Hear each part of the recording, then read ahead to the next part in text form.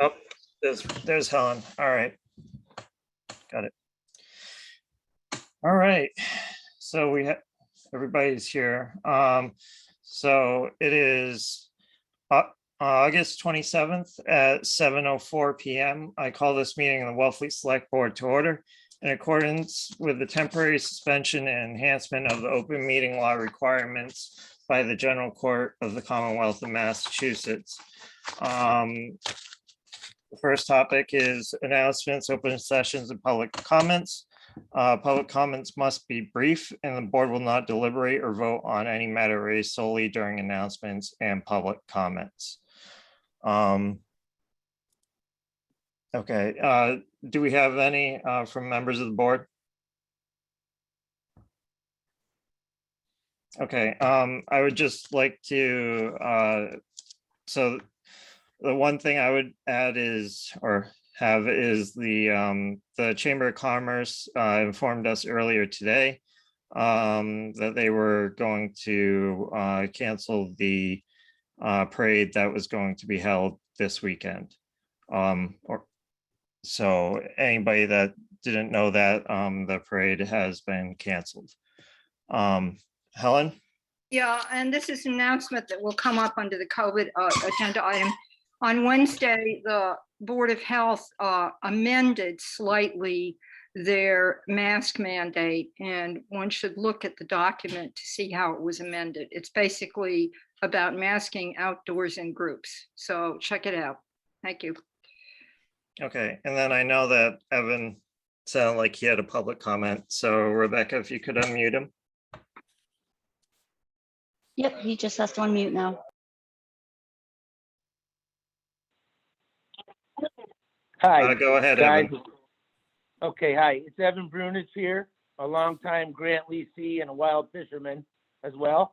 And I'm just following up on previous issues that I've already informed the select board and the constable about in writing, and also on a June 4th meeting with the SAB. Yet there really has been no resolution to my issue regarding a grant 783, which is an old grant done on pre-GPS. And I just want to say that because no direction has been given by the proper authorities regarding how my neighbor and I are to resolve this dispute, and more importantly, how the town of Wellfleet sort of plans how to protect and preserve my assets on that piece of shellfish grant that has been consistently worked by and farmed by me and my family for 15 years plus. I just thought that maybe that this might have been lumped in with the Hilta stuff that's coming up because it's a big deal. Anyway, the Hilda discussion and whatever, but that's all I have to say, guys.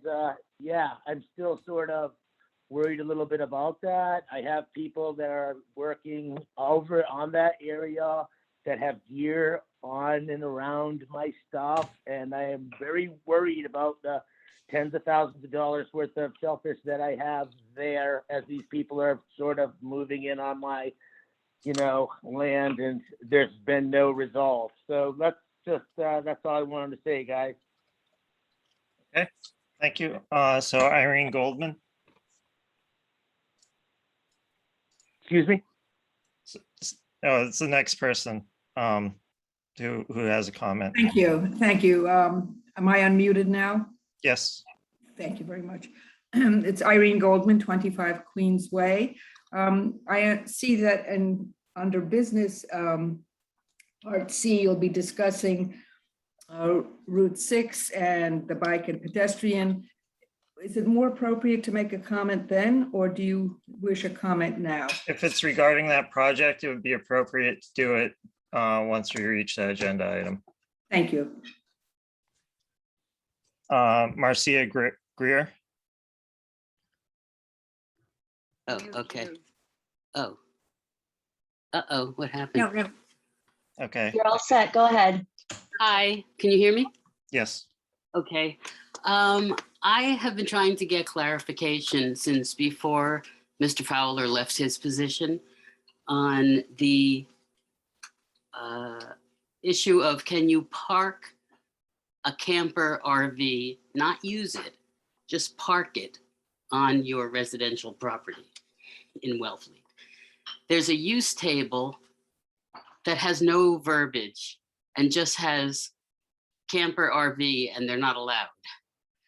But it's not clear if it's not allowed that you can't occupy it, or can you not even park it, since every other property in Wellfleet has an RV parked on its property. Where I live, they're not letting me park it, even though I've had one for 3.5 years. They started ticketing me with it when a new trustee came in, and they're telling me I can't park it because Wellfleet doesn't allow it. Okay, well, thank you. All right. Could I make an observation on that? That would We be- can't discuss it, Oh, so, okay. Nobody can give me an answer. I've talked to 6 different people at town hall. Nobody knows what the bylaw means, because there's no wording other than the heading, which says use. okay. Michael? Yeah, I'm not going to discuss anything that was just brought up, but I'd just like to make sure that everyone heard and understands that during the announcements, public comments, and open session, that the board can't deliberate on anything that's brought up here. So administration is online, and I'm sure they're taking note, but I think the best thing to do on those particular issues is reach out to town administration and maybe write to Board of Selectmen as well to CC us. That's all. Okay, so on to COVID updates and recommendations. Is Hillary on? I don't see her. All right, So so, she's on vacation this week, Ryan. okay, all right. So Chief Hurley?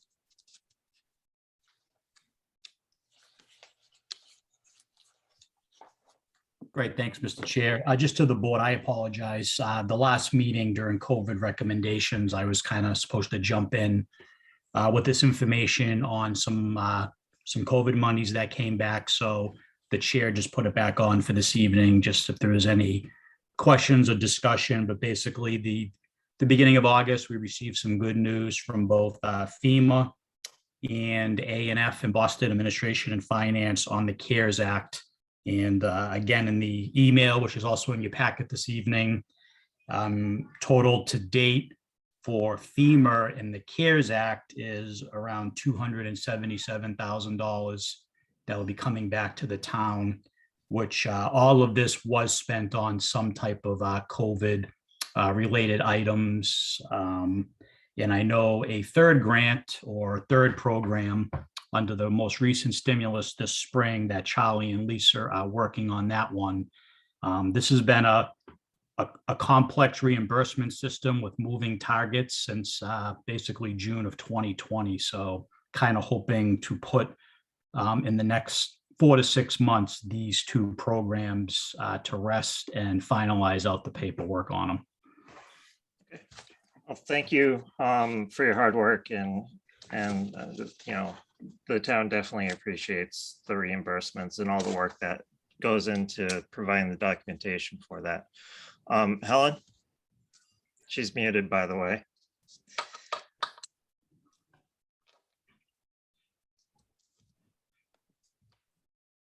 She should be good to go. Yeah, Okay, sorry. I've got a new puppy and you don't need to hear the new puppy chewing on the lobster toy that squeaks, okay? Sorry. Chief Hurley, so the pandemic is still reverberating. Is there more money is there more CARES money potentially? Right now, we have a balance of around 14,000 left in CARES money because that was appropriated for around 240,000 to the town back the spring of 2020. And like I stated, Charlie and Lisa are also working on a third program that I don't have the money amount, but you know, once they can figure out and understand this program a little more, because there's such moving targets on it, that I'm sure they'll be bringing it back to the board to see how and where we'll head with that. Thank you. So there might be some more money coming. Thank you. And we Yeah. have a little left over. Thank you. Yep. Charlie?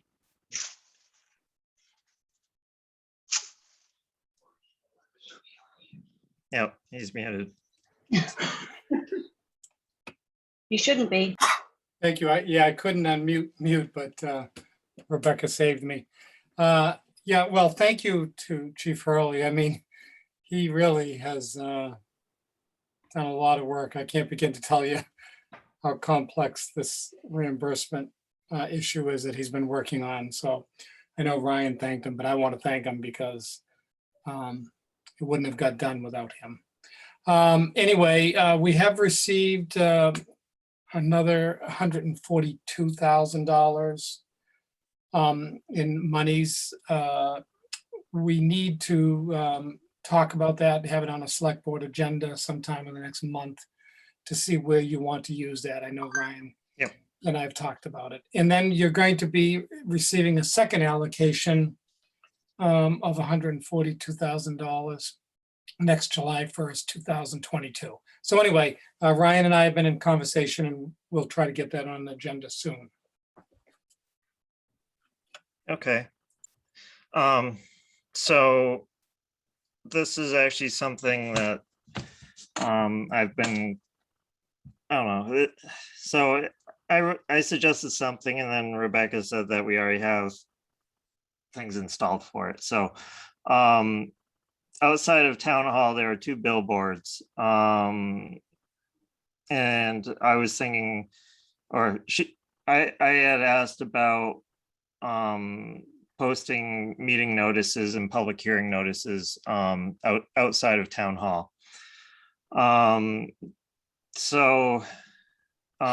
Originally I thought that we'd have to install some, but she said there's already billboards there, and there's 2 of them. So I would like to move to direct administration to use the billboards outside of town hall as a posting location while town hall offices are open to the public on a limited basis. Second. Okay. Any discussion? Yes. Go ahead, John. Any reason we couldn't keep those there even when town hall is fully open? That way people can peruse it on the weekends. Yeah, I mean, they're installed there, so they could be used going forward. Helen? Yeah, I want a version of that. A lot of people can't make it to town hall when it's during its open hours. And although I sympathize with staff having to go out and open it up and put it in the glass case and go back inside, how about, I would think what would be really cool would be to only have it posted outdoors. So staff would only have to post it once, right? Not indoors and outdoors, and it would always be available. And if the website goes down, which we've had happen, we wouldn't run afoul of entirely accessible postings. Just a thought. And it used to be like that. Thank you. Rebecca? We've actually already started hanging them out there. When you Yep. emailed me the other day, we started already. So it's already been in place. Yeah, I just wanted a formal motion on it, so that was Okay. clear to everybody, so. Did you make a motion already? Yep, it's been motioned and seconded. Well, can you amend it so that it doesn't stop when town hall is closed? Okay, I would amend the motion to be, read.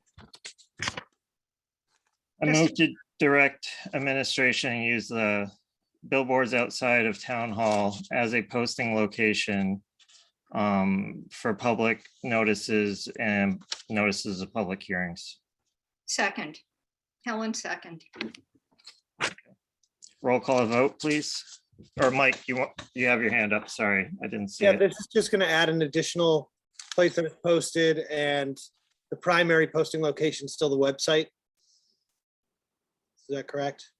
Kind of, there is specific language that requires the town to post things in town hall. Yeah, I know it, but they'll still be on the billboard inside town hall. because Helen had mentioned wanting to change the location from in town hall. This would add an additional location so they could still post it on the billboard where people are used to looking for it Yes, when they're in there. Okay.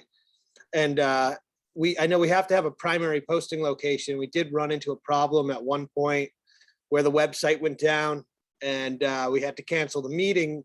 Even though it was posted in other locations, the primary posting location is the website, the town website. So if the town website goes offline for a certain amount of time based on open meeting law, then the meeting has to be canceled. And I don't know if it was changed in the past, but we did discuss actually making those billboards the primary posting location in town hall. And maybe that's a discussion for another day, or we should find that out, but I just figured I'd bring it up now. okay. So can I have a roll call vote? Michael, I. John, I. Ryan, I. Helen? Oh, wait a minute. Did Mike already vote? Yep, Sorry about that. Helen, I. okay. Wellfleet spat, use of town property. Janet is actually here. Okay, So I have a lot of background noise, so I'm not gonna be voting and saying anything unless it's really important. How's that? okay, so the vote was four vote, or four with one abstention. So Wellfleet spat to use various locations in Wellfleet. Can you unmute Patty Cushman? Could we do a screen share for all the different locations, please? Through, sorry, Ryan. I should have raised my hand, sorry. Oh. Rebecca, What are you asking me to screen share, Helen? if it's all right with everybody, so that everybody could see, the public could see all the different places, the locations, the sheet that we got for the use of town property from SPAT that has, Give me 1 second. thank you. Okay. Patty? So my name's Katie Cushman. I'm the new special Right, events Katie. manager for SPAT. That's okay. And because we're not having the Oyster Fest this year, sadly, we thought that we would have Wellfleet Oyster Week, which would start on the 3rd of October and end on the 10th of October. So the town use permit is for the 3rd of October in particular. And SPAT is asking related to having a shuck off, a very small local shuck off under the pavilion, and then having a bonfire, much like we did in 2013. I think it was a chamber event. So SPAT has worked with the chief of police and the chief of fire. And we met today, Chief Polly, Becky, Lisa Brown, and I met to go over the map. So there's a map that DPW gave us, Jay Norton gave us, that shows the entire area. And it's really from past the bookstore to the parking lot for rec. And so we wanted to put some food trucks and some raw bars in the parking lot having to do with rec, in the rec area, and then have, you know, the usual porta potties and trash barrels and the usual wash stations around so that people can use them. And this is a small local event. This is not going to be a big event. There was some discussion about ticketing it, a free ticket, but ticketing it and trying to limit the number of people so that it didn't get out of hand. But the fire chief felt strongly that that might, you know, not be a good way to go, so that we'll have some numbers in mind along with both chiefs who will be there to limit the people who can come. In particular, I think we will ticket the shuck off because that will be a limited number. And Hillary will guide us, I think, and police and fire as to how many people can be in that, you know, 70,000 square feet or whatever it is. And of course, anything that comes up, we will change the nature of the event. We'll cancel the event if COVID, you know, if anything changes and we need to do that. Then during the week, there'll be some educational events and some restaurant events that we won't sponsor, but we'll promote. So I'm working on reaching out to restaurants to see if they want to do anything special around oysters and clams. I've reached out to the Council on Aging to see if SPAC can sponsor a clam chowder lunch. And then the Art and Oyster Crawl, which we've had in 2018 and 2019, started up at Newcomb Hollow and went down to Harmon Gallery. There were 5 galleries the first 2 years. What I'm thinking of is more galleries, more spread out. So right now, 8 galleries have indicated that they're interested going down Bank Street and along Commercial all the way to the Frying Pan Gallery. And there would be oysters at probably 5 of the 8 galleries. And Judith actually has some great chocolate that she gives people. And the oysters, the food would be outdoors. The wine and beer, which we're also asking for a special event liquor license for that evening. That could be inside or outside. It might be better to have it outside. And so last time we did it in 2019, there were 100 tickets and it was a blast. Everyone had a great time.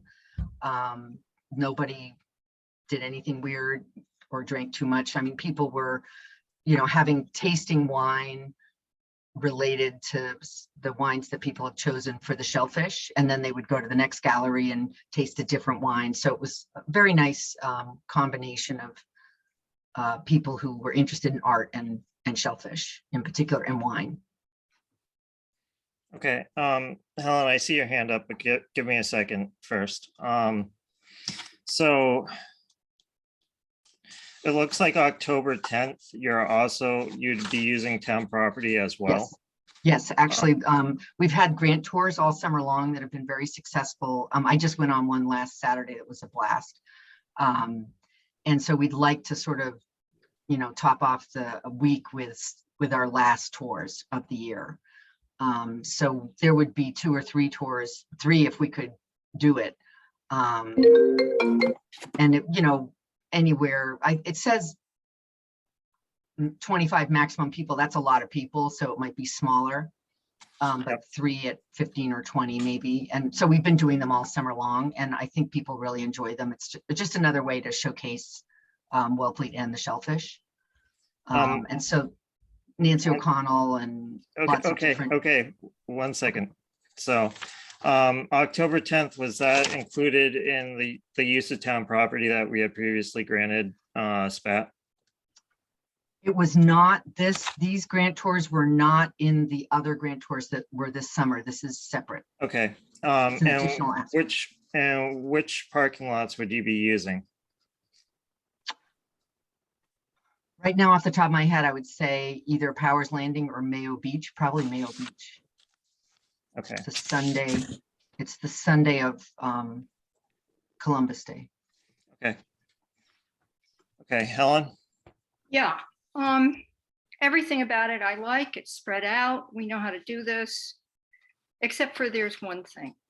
Do we really need any more ash in the sky after what's continuing to go on? I love a bonfire, but there has to be, a detail from the fire department there until the last ember is burned out. Mm-hmm. And I would like just to not do the bonfire. Everything else sounds great. It's spread out, it's thought out, it's celebratory, and I'm all for it. Just please, not the bonfire, not this year. I mean, I'm still experiencing ash on my windshield. Okay, thank you. Mike? Yeah, I'm going to abstain from voting on this, just out of, the potential that there may be an appearance of conflict. I don't think that I have to, but I will say that I would like to see a bonfire. That's totally irrelevant to anything that would affect me in any way anyways.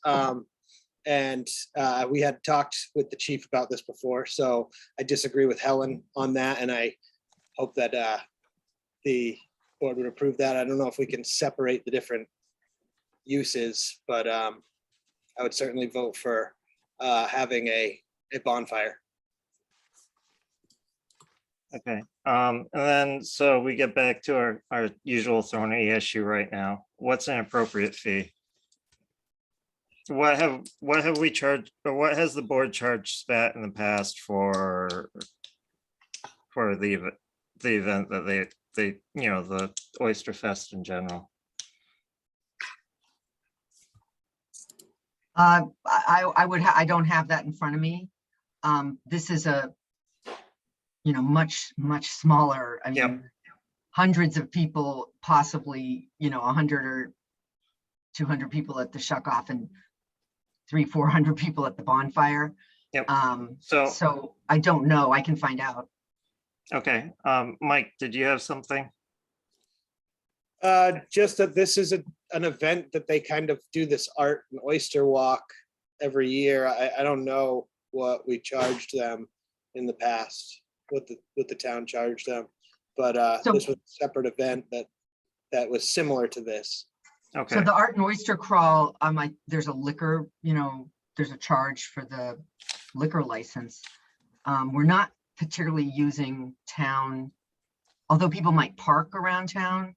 And there will be police this year for the first time. We just felt like that would be really good to have. So there'll be, I believe, if I'm correct, 4 police at the bonfire, along with fire, the fire department, and then 2 police at the art and oyster crawl. And we never had them before. I think the police had swung by to sort of check and make sure everything was going well. But I just felt like it might be good to have a presence. And so we talked about that.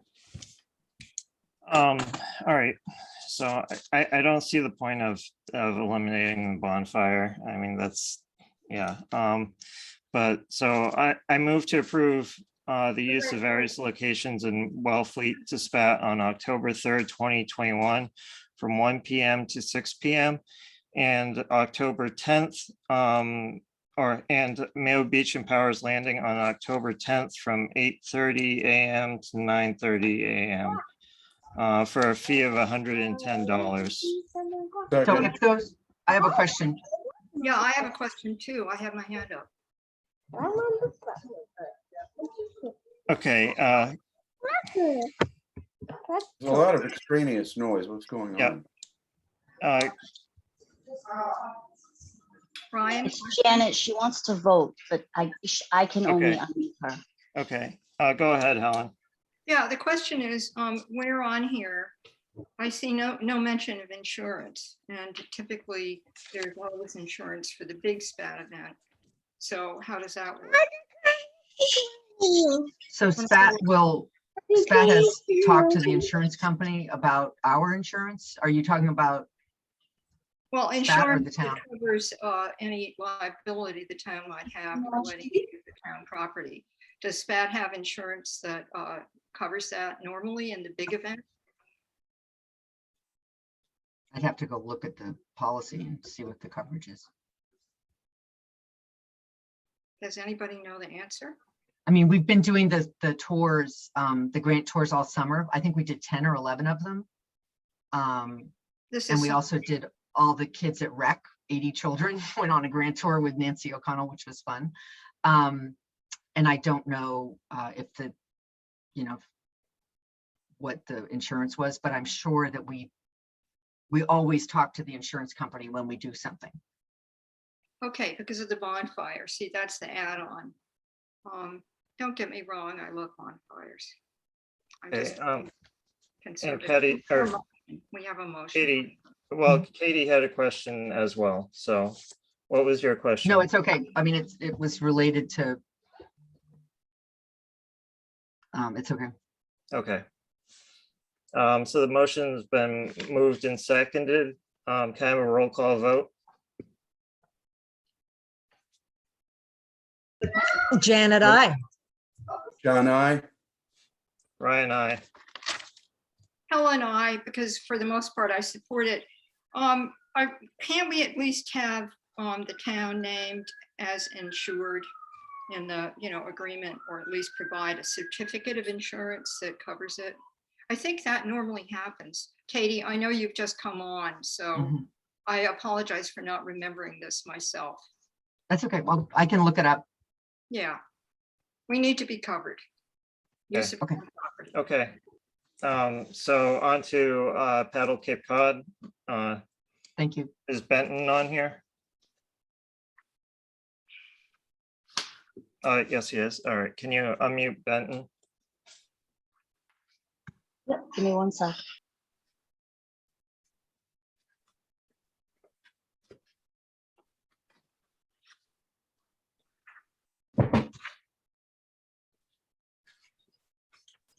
Can you guys hear me? Yep.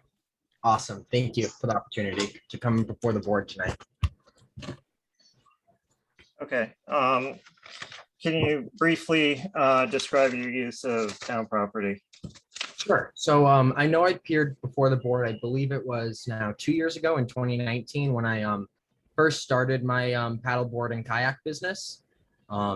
Just to bring everyone up to speed on that, and for anyone that's new, it was a company I started after graduating from our local high school, Nauset, in 2019. And since then, I've been able to grow that each summer. And, I'm very proud to have created a handful of, jobs in our community at a very young age already. And I'd like to, as I, grow up and, experience the world a little bit more, I plan on, hopefully being able to come back to this special community and, continue to do business and, help support my community in other ways. So that's a little bit about myself and my business. As it pertains to Wellfleet, how we currently would like to use the town is basically two different uses, I guess. One would be private use, more or less, and that's delivering to people's houses. And I don't believe there's really an issue from the town's perspective there, but I'm happy to field any questions you have. And then the second use, which I think the town is more concerned with, would be the use of town property. So those are like landings, with the exception to, of course, Gold Pond, because I know there's a whole bunch of restrictions there. I submitted for the board's review a list of the main landings my company would like to use, and more or less what we do is we just bring the boats to the landing or to the Bayside Beach, Mayo Beach, etc. And we'll drop the boats off for our clients. They'll get to use the paddle boards or the kayaks for either the half day typically, which is 4 hours long, or up to 4 hours long. If it's less than that, they let us know to come pick up the boards earlier, or the full day, which is up to 8 hours long. So it's a delivery service. My company car and trailer wouldn't be parked at any landing for more than 5 minutes. We wouldn't really be taking up any parking spots. We're pretty good about making sure we're in and out. And I think another concern that I addressed in a letter was the storage of our boats and where they're going to be left and everything. So to kind of address that concern before it comes up, our boards aren't typically left at public landings by themselves without without the client there. Typically, we meet the clients at drop off and at pickup. But with summer traffic and everything and our delivery route, we're always going Wellfleet through Orleans. That's our kind of main gig. And sometimes the boats may be there 15 minutes, and in which case we do tell our clients where to put the kayaks, out of the pathways, out of parking spots, making sure they don't block any handicap areas, etc. And then my team comes and we pick up the boards. So that's a little bit about the business. I think Helen's probably going to want to know if we're fully insured, and if the town is named. So the town is not named currently, but I would be happy to make sure we meet any requirements the board has. I think there was $1 million liability that you guys request. So I can work on that and make sure we get that all over for you for next season, because obviously this summer is pretty much done. I think we're mostly talking about 2022 now. Okay, Edward's had his hand up first, so I'm going to go to him.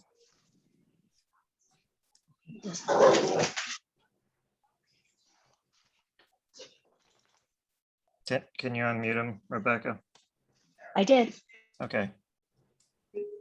So I just looked real quick and this company One seems second.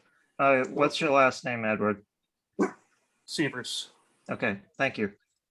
So I just looked real quick and this company seems to be an offshoot of Willie's in Eastham. That's where they are list their address. Is that true? Is this a Um, question for me? Yes. Hi, Edward. Are you on the board? No. No. I just need some clarification from the board if I'm supposed to be responding. How does that work?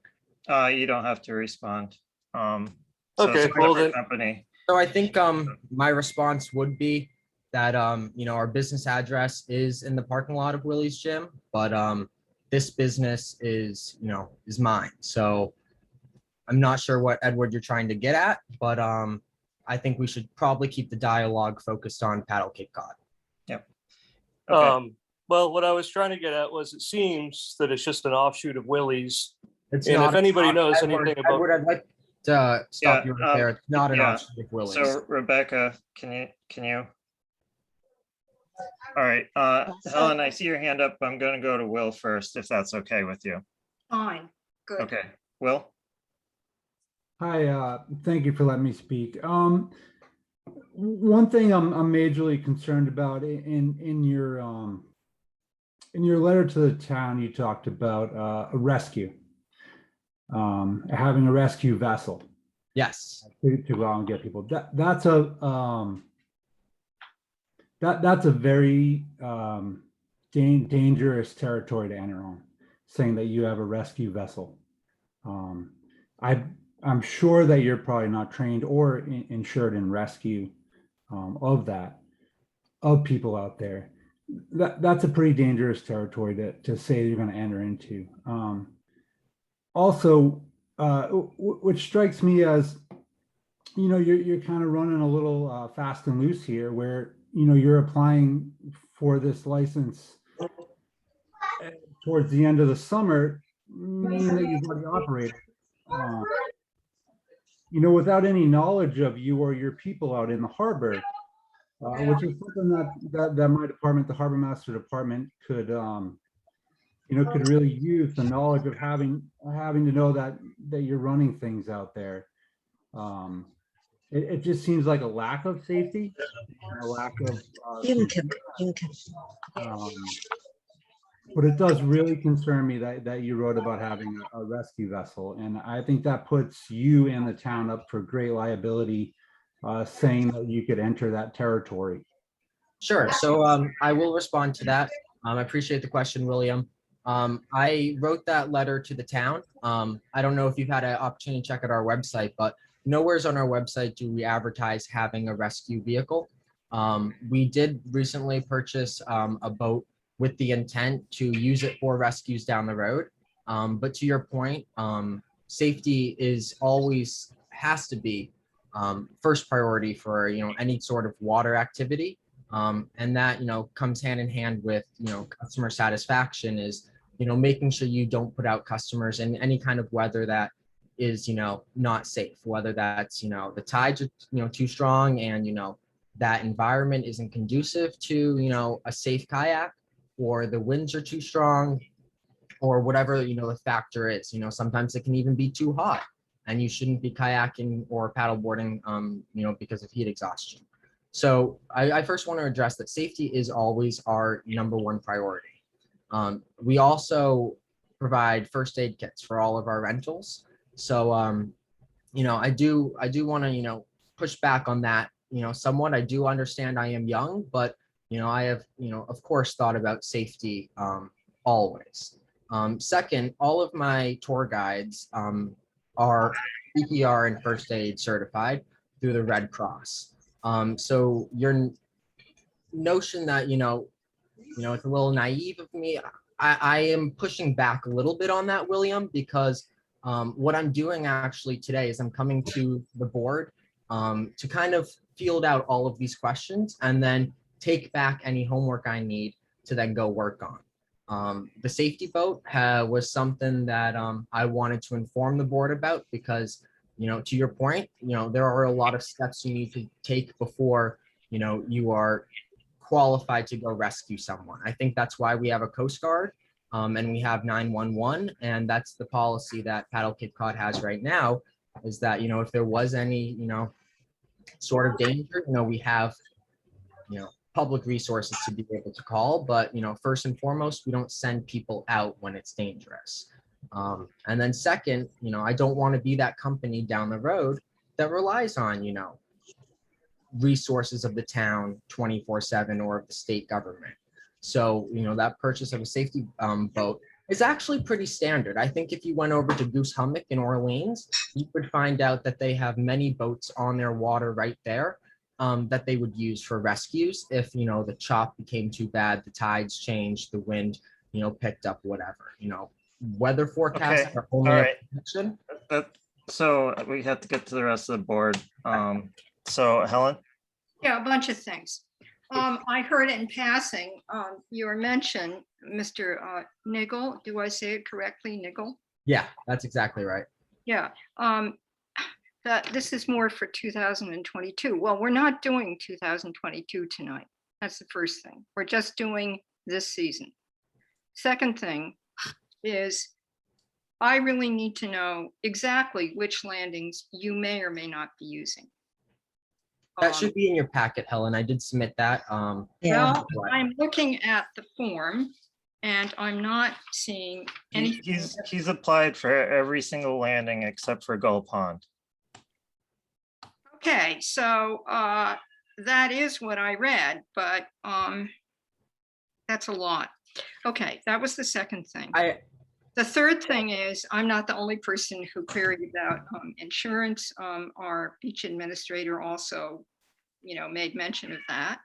It's important, of course, but I do want to let you know, I don't think I applied for every landing. I think I left a few out. That's Gull Pond. But through you, Ryan, to the beach administrator, Suzanne, are you available to be asked a question? Yeah, 1 second, but for the record, 1 second, for the record, the application was to use town ponds, the Wellfleet Harbor area, Mayo Beach, other waterways, and town landings. Launch point excluding Gull Pond, and that's the only one that's excluded. Okay, I And guess. then I had a follow-up from the administration, and they asked me to further submit a document that, showed where I was going to actually store the boats, drop them off, etc. And that document I took right from your website that showed all the landings, and no, I did not include all of them. There was more than just Gull Pond excluded. Ah, thank you. Okay, we don't have that document. Yeah, we don't have that document. No. That No. was forwarded to you, so I know that. Please ask the beach administrator my last thing, Ryan, through you. Suzanne, are you available? Are you there? Can you unmute, I'm- Suzanne? Yes, here I am. I'm sorry. I had to turn the scanner down because it was background noise. Here comes the question. In the past, my memory is it was either this organization or another one that there was a pickup problem. And, reasonably, there's traffic. There are a whole lot of landings. People aren't always careful about notifying the business about when they're done. But how was it last summer? Last summer was not a problem. There was one instance this summer at Long Pond where we went and collected paddle boards and the paddles and the equipment because they had been reported as having been there for a few hours unattended. But Ben and his people did recover them the next day. So it seems doable, right? In your opinion? I beg your pardon? It seems doable.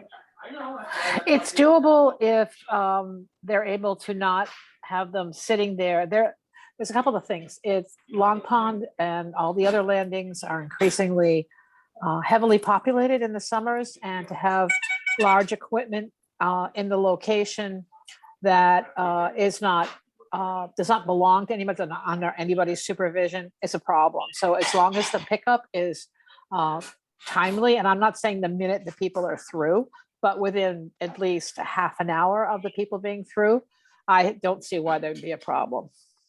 Thank you. And of course, if the business is fully insured and the town is covered also, as is appropriate, the town isn't going to be accused of letting people steal things.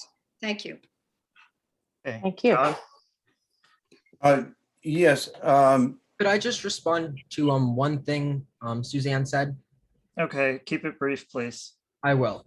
So of course, Suzanne, I do apologize for that instance. A little more, it's not company's, standard to leave boards there, several hours. I will admit that one time it did happen. But that was at the beginning of the season. I actually underwent surgery. Over the past 2 years, I've lost, over 100 pounds. So I had abdominal surgery, wasn't able to pick up any paddle boards or kayaks myself. So I was purely relying on, my friend to help me. So I apologize, and I thought I communicated that, but if I didn't, it will not happen again. Okay, John? Yeah, this goes to the use of Mayo Beach and the harbor. Can I assume, and I'm speaking as a charter sailboat operator, can I assume that the guides will be instructing those using paddle boards in the harbor to exercise caution due to the fact that we have a very busy commercial channel? And on more than one occasion, I have had paddleboarders abruptly change course and nearly cut me off. Boats don't have brakes, and when they should be instructed to avoid the navigation channel. So I'm not opposed to this at all. I just want to make sure that this is going to be part of the duties of the guides to advise those using these paddle boards to stay clear of the navigation channel and respect the fact that there's a lot of people operating, not all of whom know what they're doing. I think that's very important to recognize, John, is that not everyone that gets on a boat or a kayak or a paddleboard knows, red right return, knows, things about the waterway. So we do instruct all of our clients when we drop off in any sort of environment that does have boats. We'll tell them, you do have the right of way, but that doesn't mean, a boat's going to necessarily see you or stop. It also doesn't mean that the boat might not need, to John's point, that channel to get through. While a kayak or a paddleboard can, be maneuvered in a foot of water, many boats cannot. So it is in our safety information that, while yes, you do have the right of way, it is important to always, remain vigilant and to not always assume that, a boat is going to see you. So, if it's becoming a problem, I think it's something that maybe a video could be helpful with. And it's something I've thought about for maybe next season, is shooting like a quick 3-minute safety video on just, more than just boats, but like, hydration, sun protection, and, all the following tides, wind, etc. I think it's important. It's something we inform our customers on, and it's something that they can find in their confirmation email as well. Very good. Thank you. Okay, Can I do a Mike? motion? But No, most of our rentals, I will let you know, are on ponds. Very few of our rentals are in a harbor environment. We do our tours out of Hemingway Landing. We wouldn't be doing any tours in Wellfleet. So, the rentals done in, Wellfleet would be, very small scale. It wouldn't be any big groups or, hopefully too big of a disruption. okay, Mike? I'd just like to make a motion to approve the use of various landings in Wellfleet for the month of August for Benton Niggle of Cape Cod, of Paddle Cape Cod, from 8 a.m. to 8 p.m. I'll second. Can you add a few things to that, please, Mike? Ellen? Yeah, that's fine. Just go ahead and make the motion. Yeah, do you want me to do it, or do you want me to give it to you? Do it. Okay. 1 minute, I haven't really. Recognized me. So we're on discussion of the motion. I would just like to say that paddle boards and kayaks do not always have the right of way. A working fishing boat typically has the right of way because they're undergoing an active use that they can't deviate from. The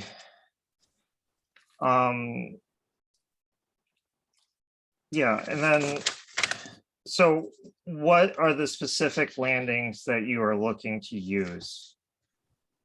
Because we would need that for the motion. Sure. So that's just I'm gonna have to find the email I forwarded to your administrative staff. Will take me a second. Okay, Helen, in the meantime. It's not that document. I don't know who's sharing the screen. It's gonna be actually an email I sent over. I think it was from a request. So I submitted the application. It had the back page, with, let's say, just say 8 town departments that, we're gonna ask questions or whatever. And one of those town departments had requested that I actually submit, a Google map of where I'm gonna drop off the boats. So it would have been that submission. If you want to move on to your next agenda item and come back, I can find that for you. Helen? Well, without that list, I don't know, but the motion I was going to make is I move to approve Benton Niggle of Paddle Cape Cod to use various landings in Wellfleet from 8 a.m. to 8 p.m. through the month of August 2021, for a fee of $385 as conditioned by departments and with insurance, with the town named as an additional insured Party. Thank you. Can I draw the board's attention to the fact that August wraps up in quite literally 4 days?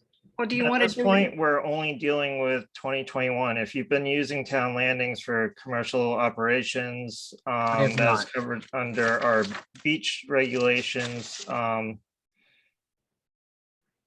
So, once I was notified, we halted all business until I could appear, before the board. okay, so this is exclusive for 2021. So do you still want to apply for the use of town property for 2021? Could I have the use through, the end of 2021? So theoretically December, but our Yes. rental season only goes through, September, really. May I Yeah. amend the motion? Go ahead, Helen. Yeah, I move to approve Benton Nickel of Paddle Cape Cod's application to use various landings in Wellfleet from 8 a.m. to 8 p.m. For the duration of 2021, for a fee of $385 as conditioned by departments, and with the town named as an additional insured party. Okay, I'll second, and then I see Mike with your hand up. I was just gonna say, instead of various locations, you should probably say all landings other excluding Gull Pond. I would exclude additional landings in that case. Well, it's just what he applied for, so that's why I said it. I don't really care. But the other thing I was gonna say is, well, I'll just second Helen's motion, so just for the sake of moving on. Yeah. Okay, roll call vote, please. John, I. Michael, I. Ryan, I. Is Janet not here? She's here. She has a lot of background noise, Yeah. so I'm waiting. I'm unmuting her, but she's not unmuted. Helen, I. Okay, motion carries 4-0 with 1 abstention. So Denny O'Connell, use of town property for the Wellfleet Conservation Trust. Thank you for your time. Thank you, Benton.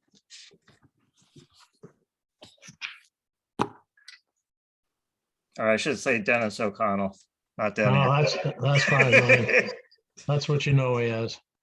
I'm here because the Wellfleet Conservation Trust has historically had a fall guided walk around various parts of Wellfleet.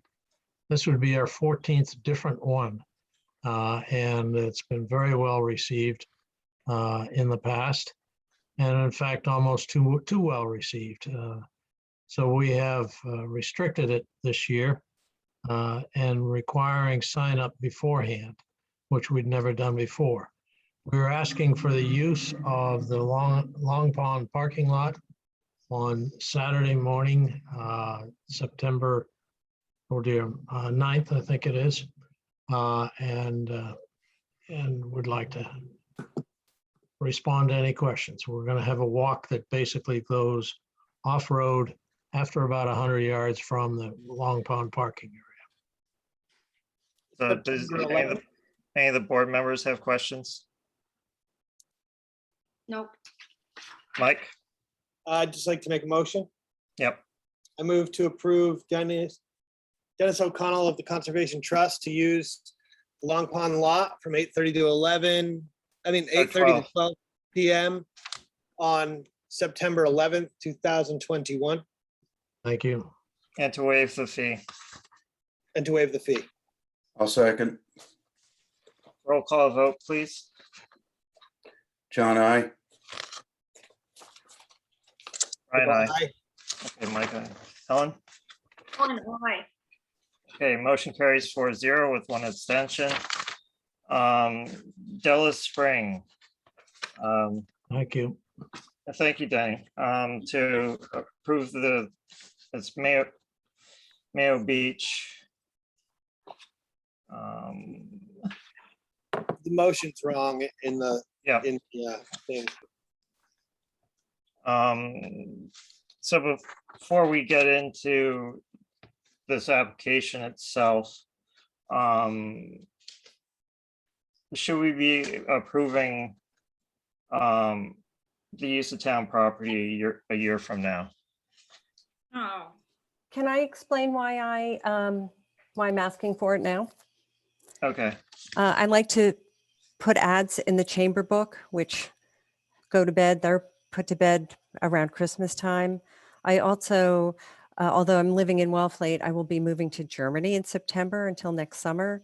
And it makes it very hard for me to come to the meetings, even if they're online, because it's 6 hours ahead. And I was hoping that because this is something I've requested before many years, and it's kind of a known entity, that you might be able to see me now. Okay, Mike? We've done this before with weddings and stuff. I don't see any problem with doing that. People schedule stuff ahead of time. If there's a problem at the time, then, we can certainly let her know. But we've definitely approved use of town properties for things off into the future before. Okay. Helen? Yes, agree with Mike. And also Suzanne Grout Thomas has put a very nice note in the, conditional department responses, conditional, never mind. It says reserve the right to change the location based on current circumstances in 2022. So that covers everything. And in my opinion, we should just approve it for now. Okay. With that caveat. Okay, so I move to approve the use of Mayo Beach to Della Spring from June 27th, 2020 through September 1st, 2020 on Tuesdays and Thursdays from 8:30 to 9:45 a.m. for a fee of $200 and to reserve the right to the Director of Community Service to change the location based on circumstances in 2022. Helen, second. Okay. John, I. Yep, shoot, Mike. Did you say 2020? I thought you said or I did. So 2022. Yeah, okay. It's important, that one. Okay, glad it's not 2020 anymore. Aye. Okay. Michael, aye. John, I. Brian, aye. Helen, aye. Okay, motion carries 4-0 with one abstention. Thank you very much. You're welcome. Have a good time in Germany. Thank you very much. Good talk, good show. Yeah. All right, use of town property, Max at the pier, Charlie?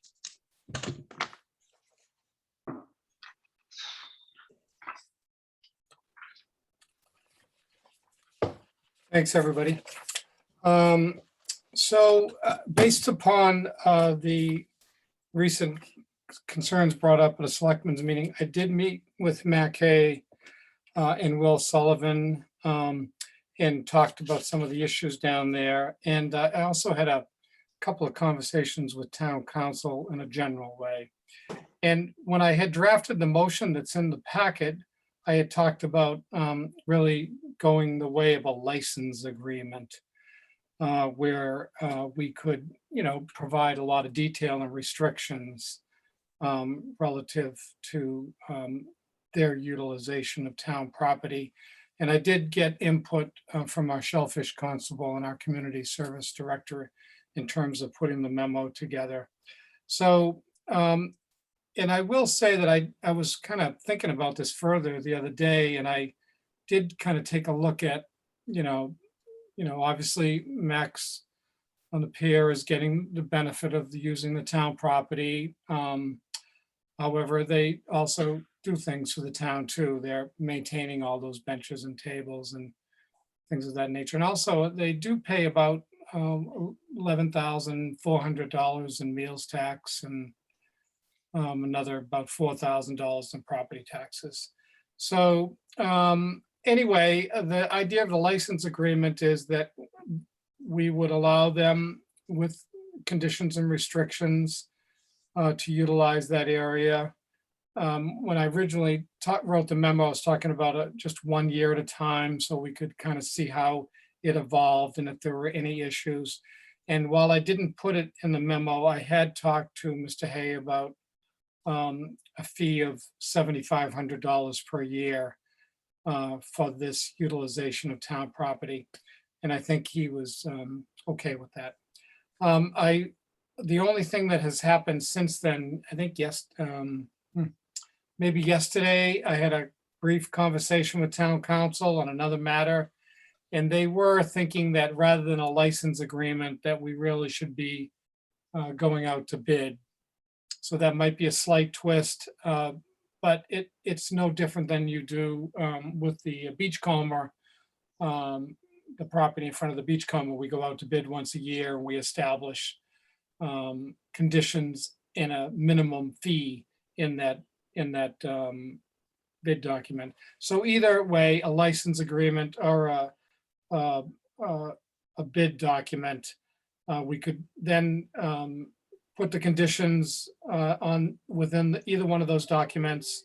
And most importantly, we could require a certificate of insurance that would protect the town from some obviously liability concerns that we might have. So I'll leave it at that. If you have any questions, I'll be glad to answer them. Okay, so for the sake of structuring the conversation, right now we'll focus on whether or not the board wants to pursue this line of use. So Mike?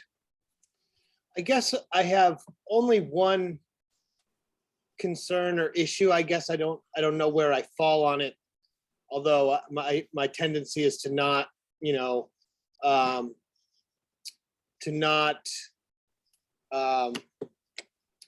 lease town land like this for exclusive use. And I guess that would be the difference, I think, with what we do with the Beachcomber, where they bid on that parking lot to have exclusive use of the parking lot. And I guess I just think that we need to sort of, decide whether we want it to be an exclusive use situation or still open to the public.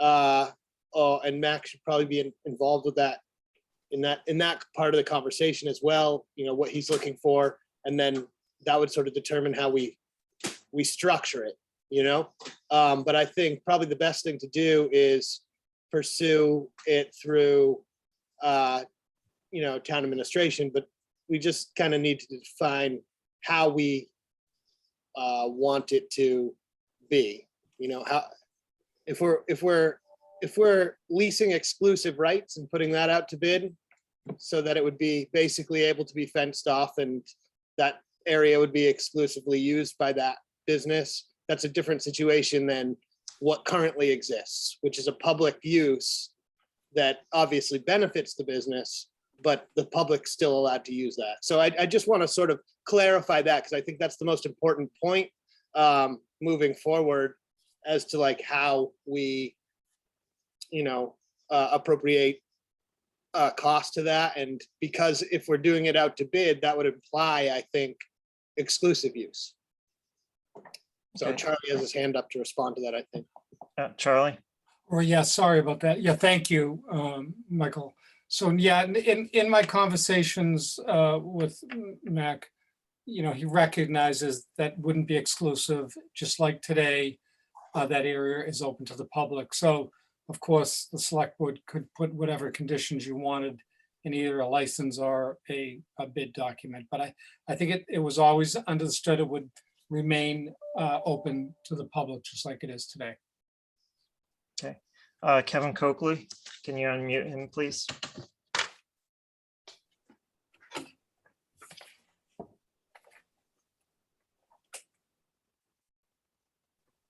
Go ahead, Kevin. My big concern is what you all are doing. You're leasing or coming up with stipulations for the use of public, I'll say it again, public land. When Mr. Haig bought that business, he knew what he was buying, the footprint of that business. As Larson was told by the board when he had the business, this is what you own. Now, all of a sudden, in all due respect, Mr. Sumner, he benefits off those picnic tables by taking care of them. So it's a donation that benefits himself. Every morning for the last, I've been in business down there for 25 years. I commend the board for removing the benches. Will did a great job in putting up a sign the first time in 25 years. Every morning I end up going down there and before Will, it was Mike Flanagan picking up all the containers that the birds pulled out of the trash every morning. And I'm down there 3-4 o'clock in the morning. Now, Mr. Hay takes very good care of that beach in front of his property. What would it take for him to have one of his employees to go over and just pull the trash barrel off and throw away the trash that ends up in the harbor, in my boat, strewn throughout the parking lot? I think it's a very, very dangerous situation, and it opens up so many options. I reviewed many select board meetings, and it always comes up with fairness to other businesses. Well, the other businesses bought those businesses knowing what they were buying. And now all of a sudden the town has a responsibility to make their businesses successful. Mac bought a takeout business. That's what it is, a takeout business. He benefits from town property. I say put 6 picnic tables there, put some kayak racks there, and maybe, just maybe, make that handicap accessible. So actually people can park there and use a handicap facility out to the water area. Make it a true town-owned piece of property. If this is allowed to happen, then other businesses are going to follow suit. And I think you're just opening, as a town, you're opening up a big can of worms. He has the property next door. I have one other thing. All right, please. all right, Kevin, sorry. I do have to get to the board members. So, John? I'm going to defer for the moment. Well, yeah, to get back to the issue of licensure versus bid. what was town council's objection to the licensing? Because with the licensing, the terms are set for whatever the period is, 3 years. Everybody knows what the terms are and can proceed accordingly. It doesn't have to be revisited every year. Charlie? I think when the idea relative to the town council sort of leaning towards a bid document is that it would be more of a level playing field, because frankly, other people could bid on it. And so that was really, as I recall, the critical difference. In either one of them, whether it's the license agreement or the bid document, the select board could direct staff to include whatever conditions and restrictions and requirements in that document. Okay, John?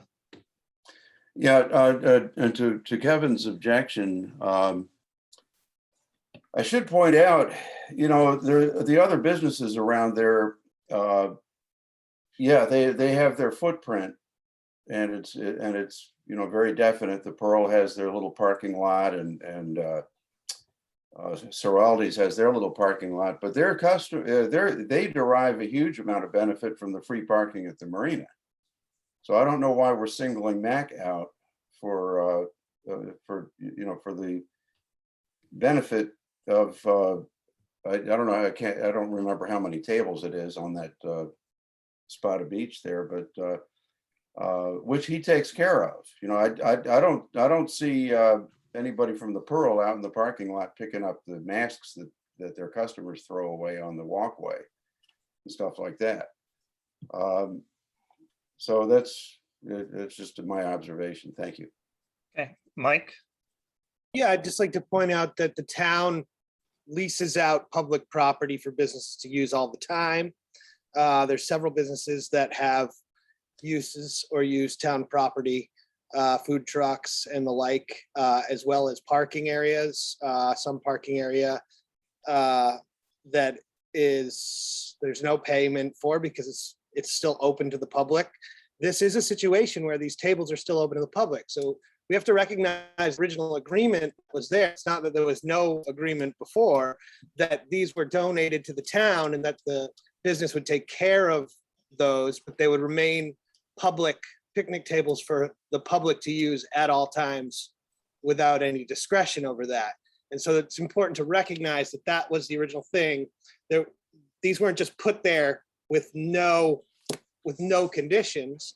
And, you know, as far as the town leasing out public property, I mean, I would just say to that the marina is public property, and anybody who has a boat docked at the marina in a slip is leasing public property for their business if they have a business that they're running off the marina. So, you know, it's pretty commonplace for the town to do these types of things. And the question is, what's a fair fee to charge, or what kind of, you know, what can we come up with that's fair to both the lessee and the town?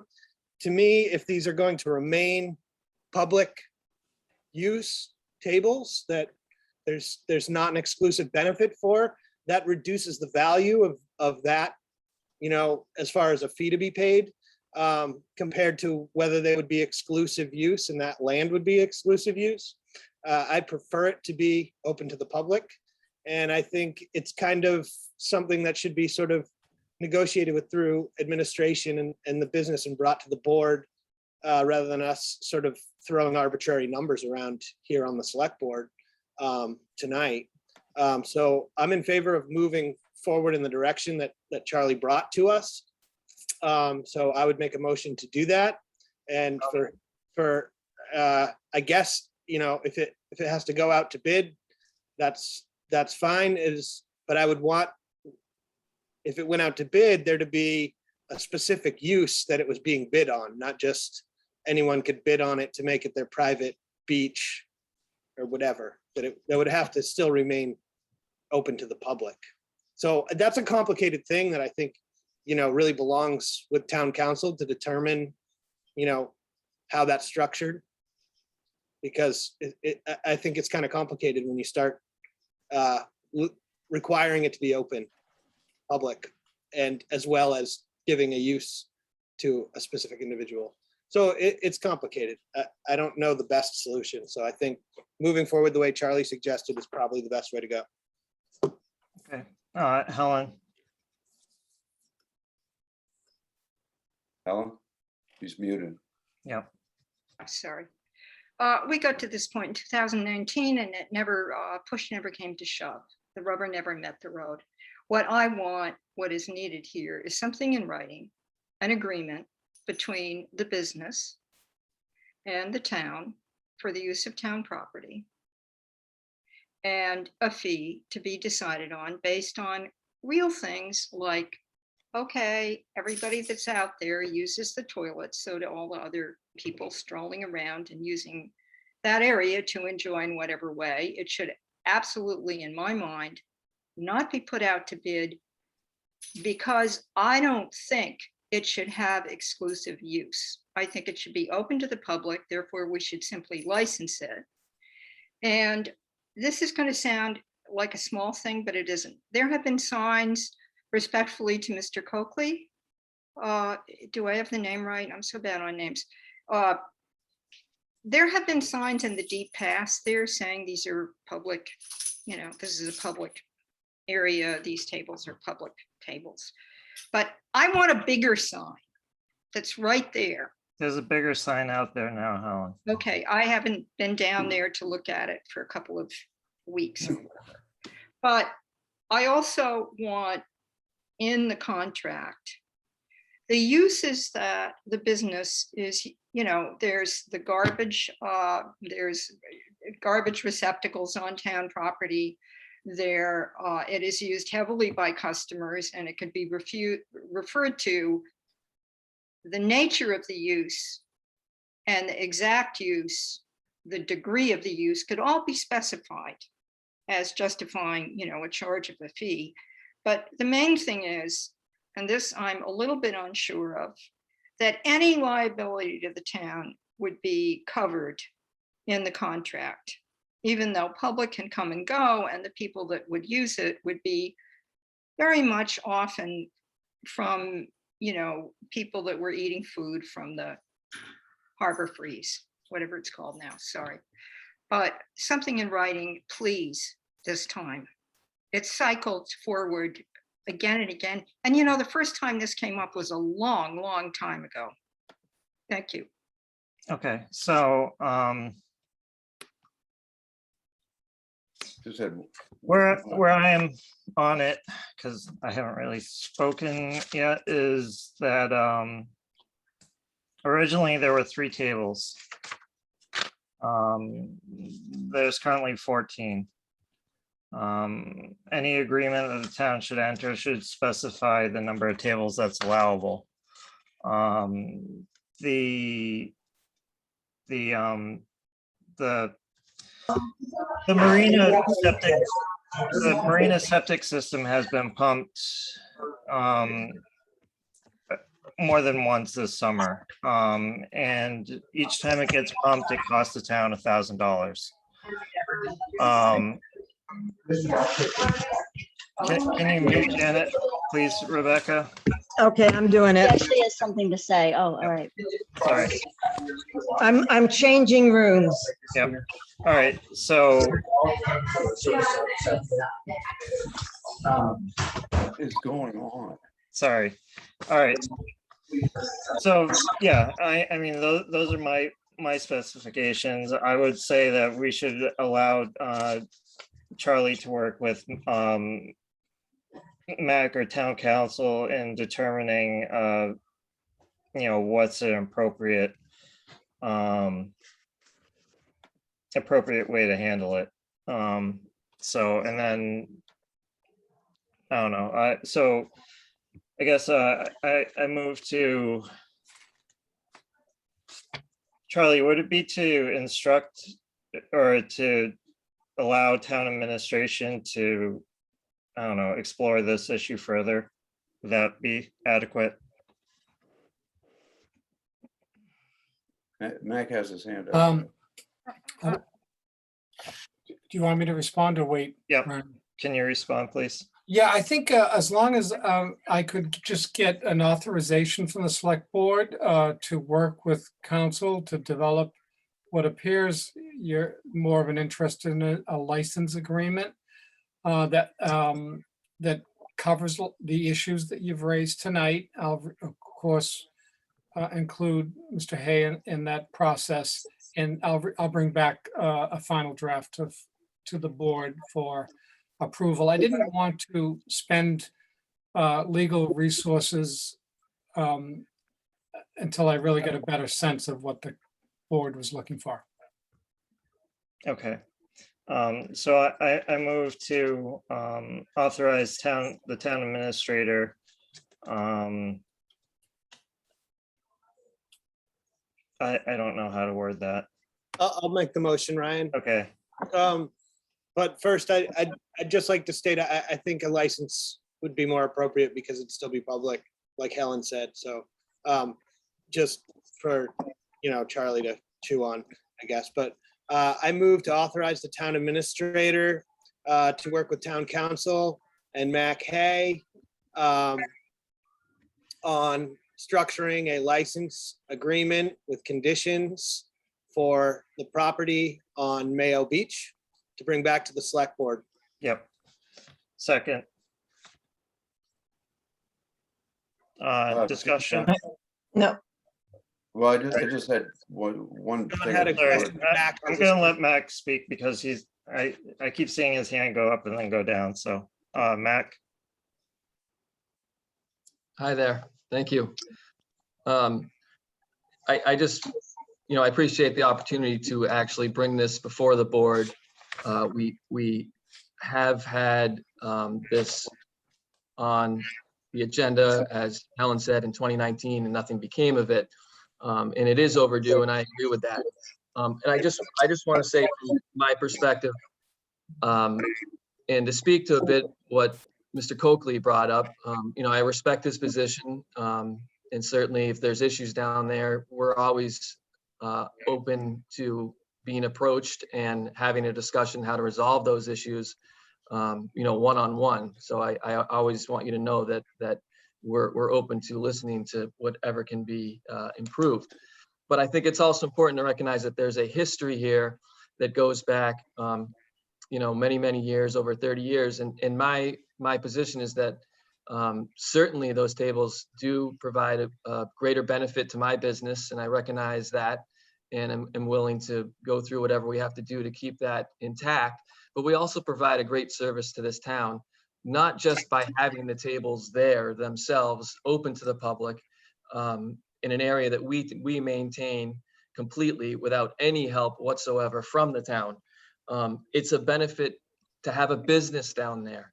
It's a benefit to have, in my opinion, economic activity in that area. It's a benefit to the other businesses in that area, and it's a benefit to the town at large. And that's really a greater thing that should be recognized here, that in order to create community, in order to bring your actual community together, provide opportunity for employment, provide opportunity for housing, for people to make money in this town, to provide opportunity to live here, to try to grow this town, you have to support things like this. And I understand that nothing will be perfect, and but I think we've done a fairly good job at trying to be a great steward of that property, and that's been my position. We've never ever. Okay. Sorry, Mac. So well, let me just finish one thing too. Okay.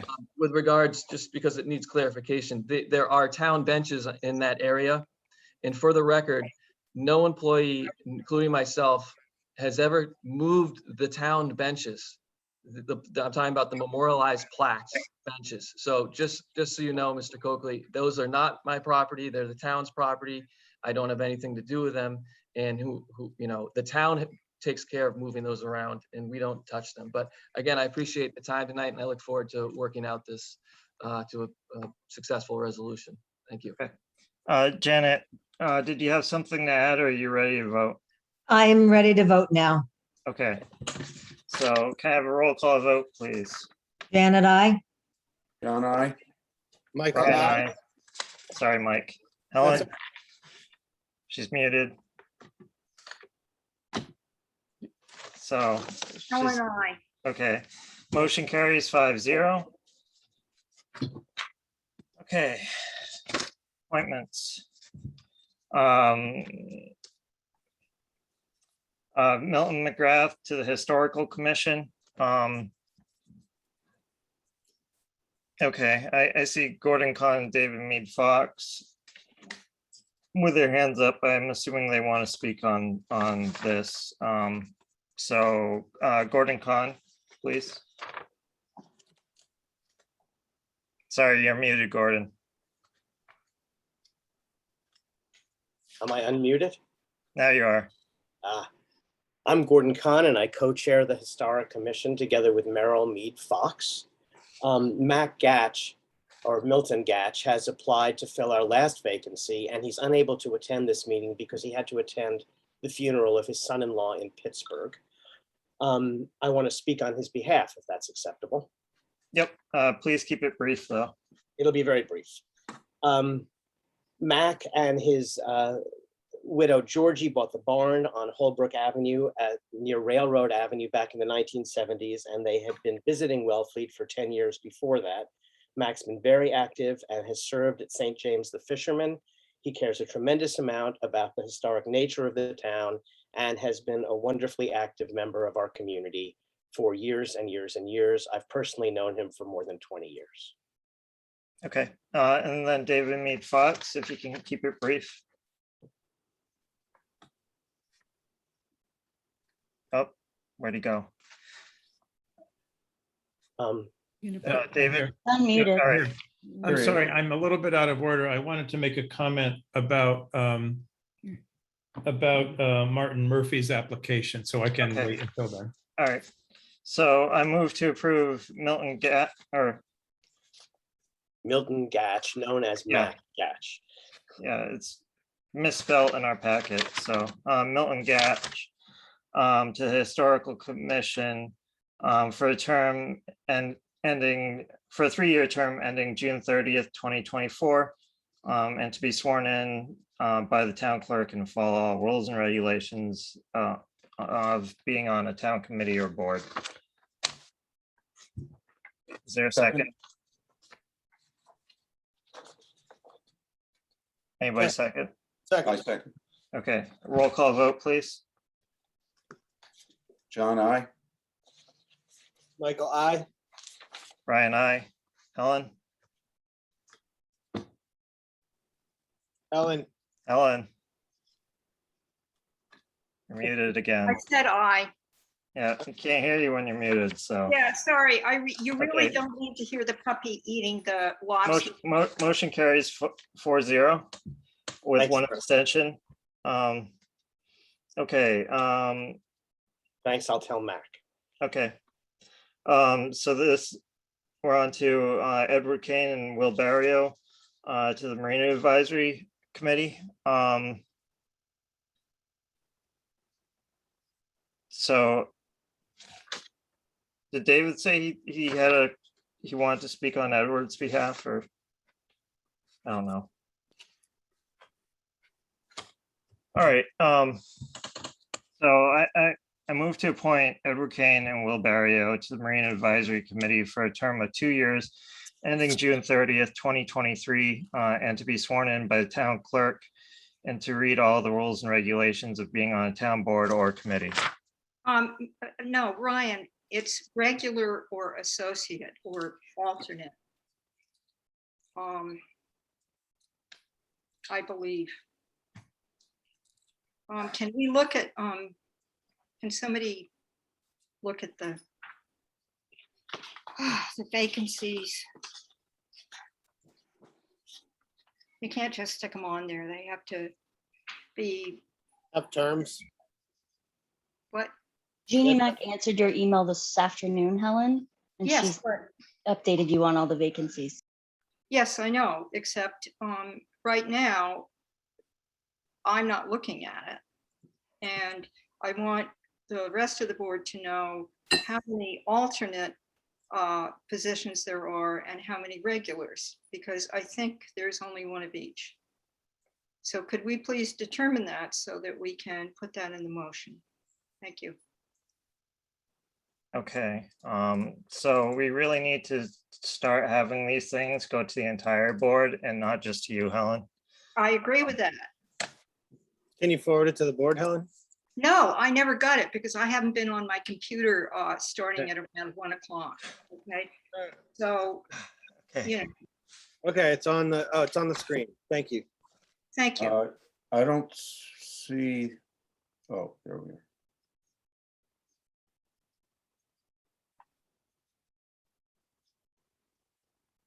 I would have, Ryan, forwarded it. Okay, I've gotten it. so there's one regular and one alternate. Yes. Are either of them here on the meeting? Joe Aberdale would like to speak, so Joe, can you unmute him?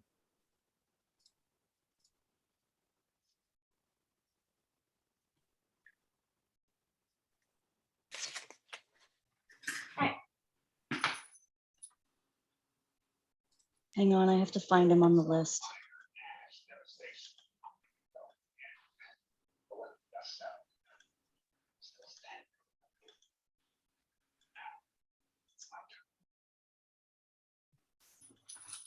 Okay, go ahead. Yes, can you hear me? Yep.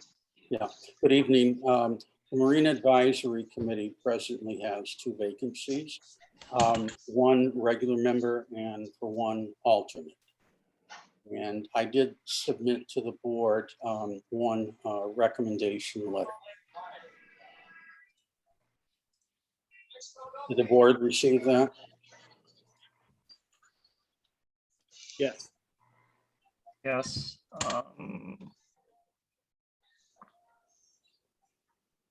Yeah, for Edward K. Yeah.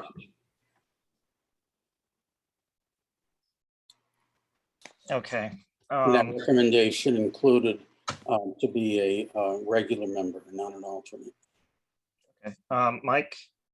I'd like to appoint Will Barrio as a regular member. He's mostly because we have a lack of younger people as committee members. I think him putting himself forward and having lived in Wellfleet his whole life would be a good to have on the committee, particularly because you know, there's, like I said, not many young people willing to serve on committee. So I'd like to move to put William Barrio as the regular member.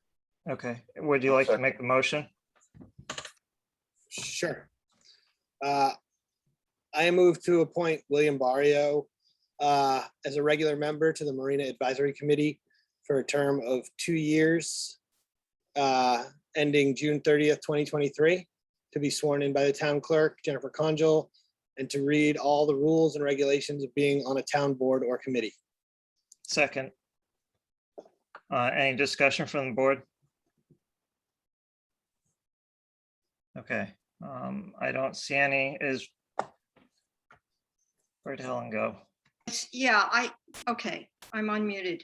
I want to thank both applicants, and I spoke with both of them about this as only one member of the board beforehand, and I'm very grateful to both of them for wanting to serve. Okay, so can I have a roll call vote, please? John, I. Michael, I. Brian, I. Helen, I. Okay, motion carries 4-0 with 1 abstention. I move to appoint Edward Kane to the Marina Advisory Committee as an alternate member for a term of 2 years ending June 30th, 2023, and to be sworn in by the town clerk and to read all the rules and regulations of being on a town board or committee. Helen, second. Okay, roll call vote. John, I. Michael, I. Brian, I. Helen, I. Okay, motion carries 4-0 with 1 abstention. Appointment of Martin Murphy to the Conservation Commission. Is that how it's?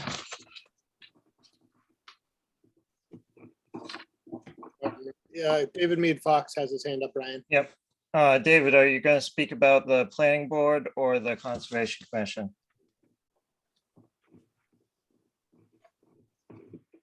Can you hear me? Yep. Just take a second. I just thanks to Martin Murphy for his interest in volunteering. But I don't actually know Martin at all, but I would like to encourage him and you to start him out with one town committee, not two. Even an alternate position can bring significant responsibility and time commitment. And more importantly, I believe the Conservation Commission has a much greater need at present than the planning board. So I'm just stating that I encourage the board to appoint Martin to the Conservation Commission only. And thanks again to Martin for his interest in civic engagement. And I appreciate the chance to make a comment. Thank you. Well, thank you, David. So where I am on this is I don't want to appoint anybody to the planning board without knowing more of what they're thinking about housing.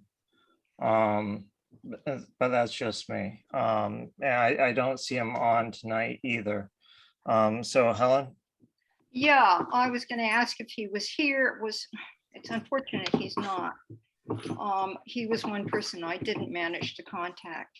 I think I need to know more about him.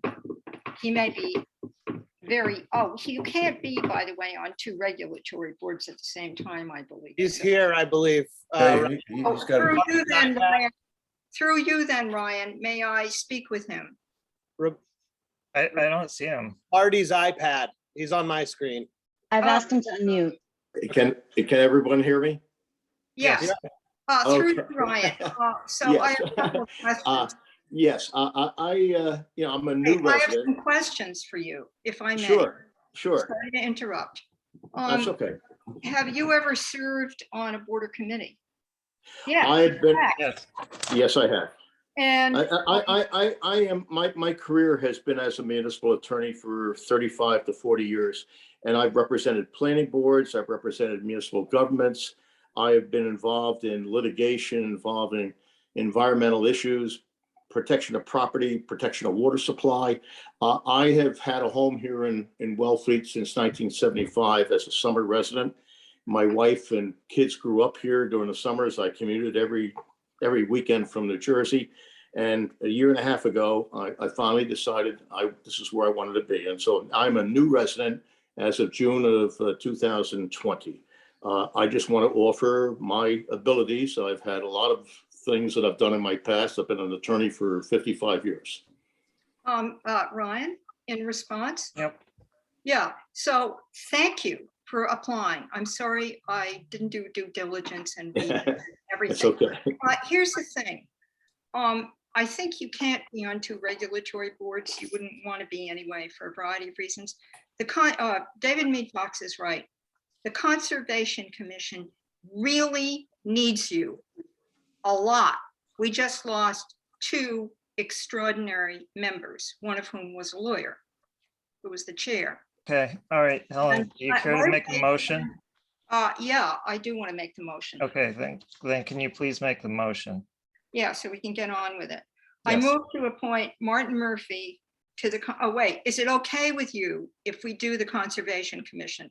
Absolutely. I have a lot of time on my hands and I want to contribute. Oh, well, that's good. I move to appoint Martin Murphy to the Conservation Commission for a term of 3 years ending June 30th, 2024. Second. To be sworn in by the town clerk, Jennifer Congle, and to comply with all the policies, regulations, and bylaws of the town and the state. Thank you. Okay. Second. All right, roll call vote, please. John, aye. Michael, aye. Ryan, aye. Ellen, aye. Thank you. Thank Okay. you. Appointment of Olivia Cross to the Recycling Committee. Hi, I'm here. Howdy, how are you? Good, how are you? Good. So you've already attended recycling meeting recycling committee meetings, you've talked to them. I would be comfortable making a motion right now if that's okay with everybody else. Sure. Okay. All right. I move to appoint Olivia Cross to the recycling committee for a term of 3 years ending June 30th, 2024. And to be sworn in by the town clerk and read all the rules and regulations regarding town boards and committees. Second, Roll call vote. John, I. Michael, I. Brian, I. Ellen, I. Thank you so much. Thanks, Thank Olivia. you. Thanks for serving on the board. Yep. Motion carries 4-0 with 1 abstention. Open space committee. So the town meeting. So this is the article that they proposed or for the annual town meeting, and it did not go to the planning board for their review. So it was basically pulled on town meeting floor over the summer. And we have a policy on basically a schedule of a schedule that's supposed to be met. So it's questionable whether or not this will be able to meet the schedule in time for the special town meeting that we'll be having in the winter.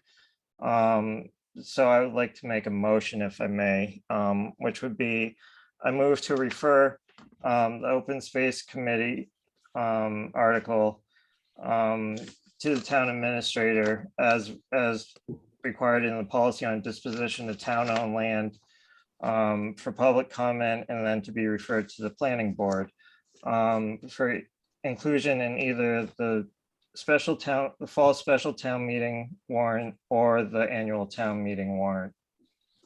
Ellen, second. Okay, roll call vote. John, I. Michael, I. Brian, I. Ellen. Ellen, I. Okay. Motion carries for 5-0 or 4-0 with 1 abstention. The CBD grant invitation. So this had a deadline on it. So this has already been signed. It required just the signature of the chair. Does anybody have any questions on it? Okay. Helen? No, I don't. Okay, all right, seeing none, we'll take no action.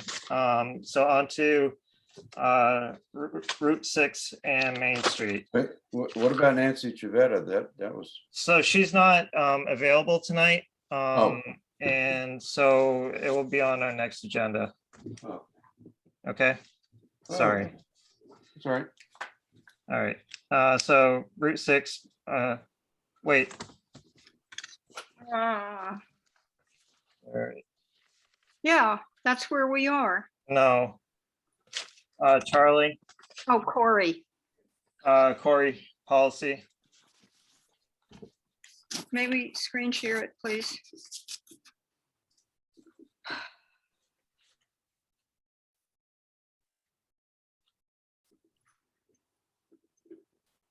Thank you. In sort of, I've been, as you know, we'll talk about it a bit later, but I have been working to fill a few vacancies that the town has. Most of the building commissioner position in the Department of DPW superintendent's position.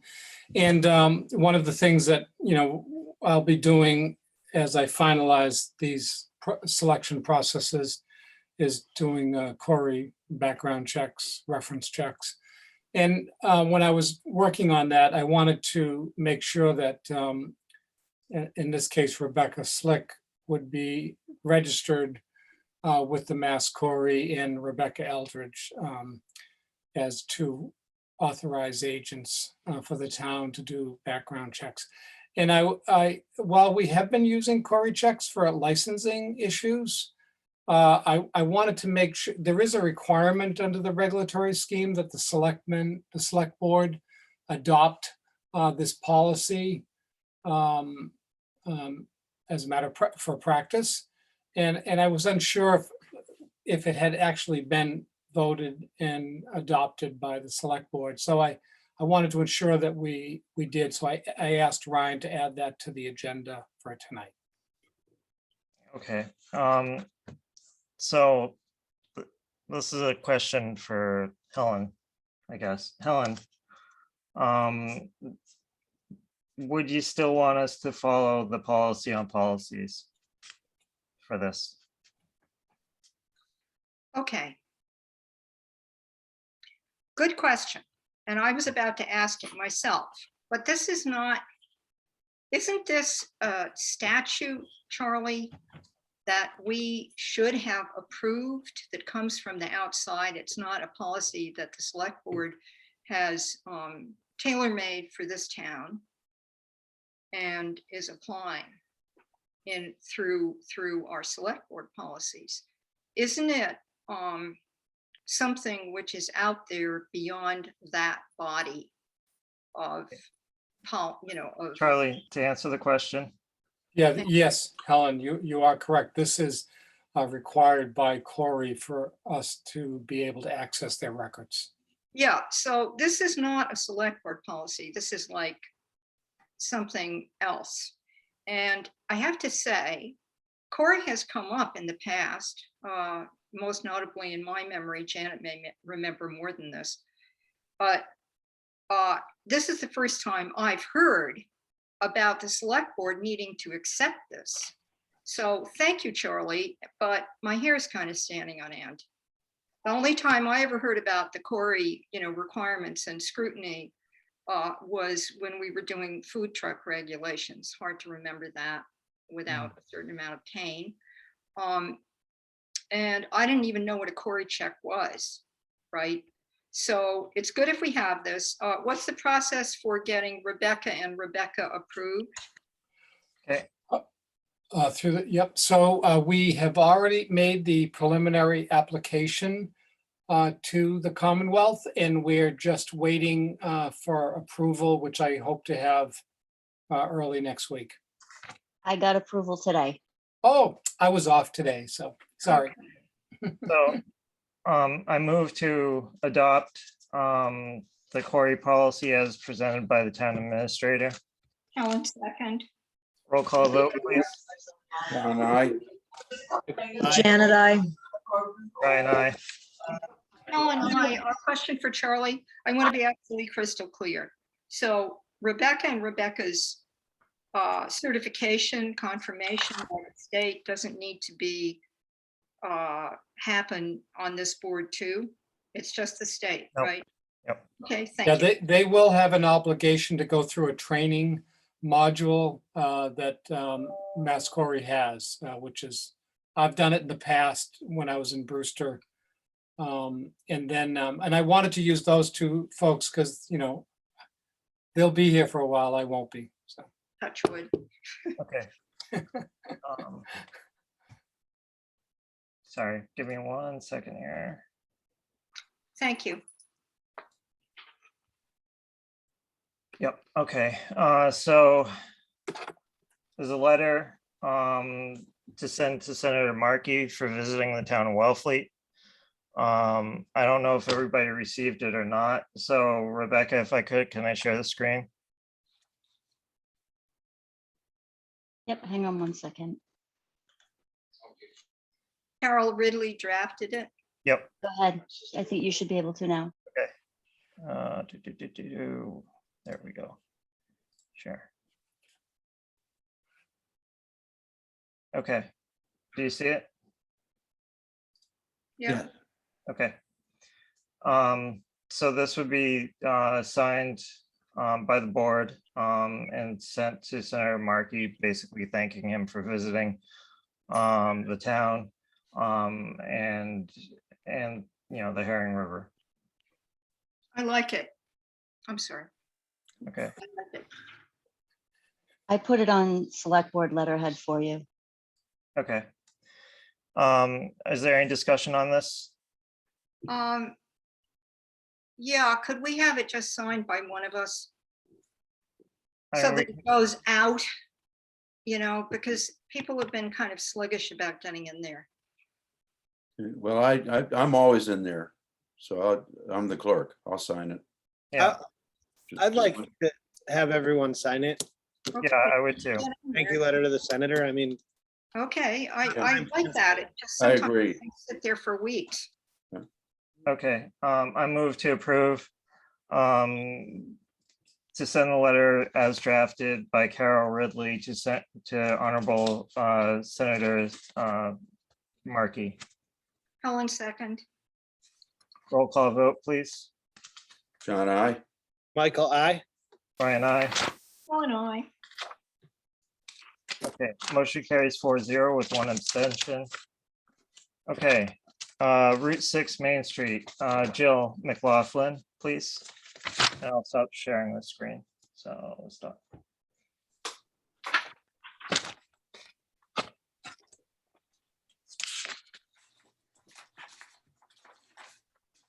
Hi, good evening, everybody. Is it okay if I share my screen to, Yes. oh, thank you.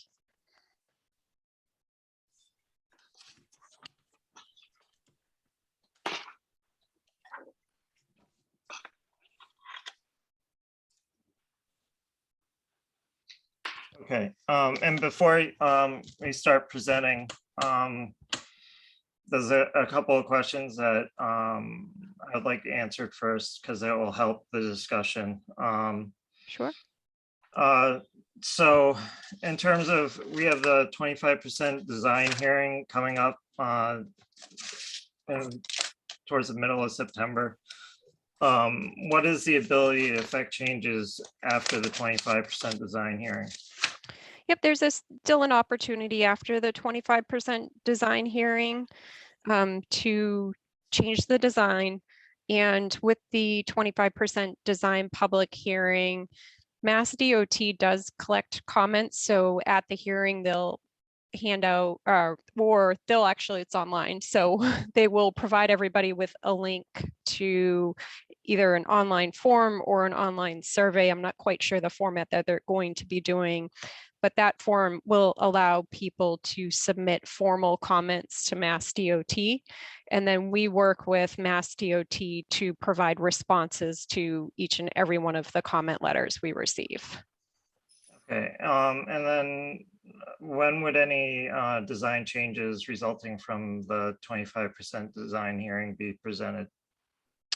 We could come back and present it, I would say anywhere from 1 to 2 months after the 25% design public hearing, just depending on how many comments we receive and how long it takes us to respond to each of those comments. Okay, and then for members of the board, so the intent tonight is to go through this section by section.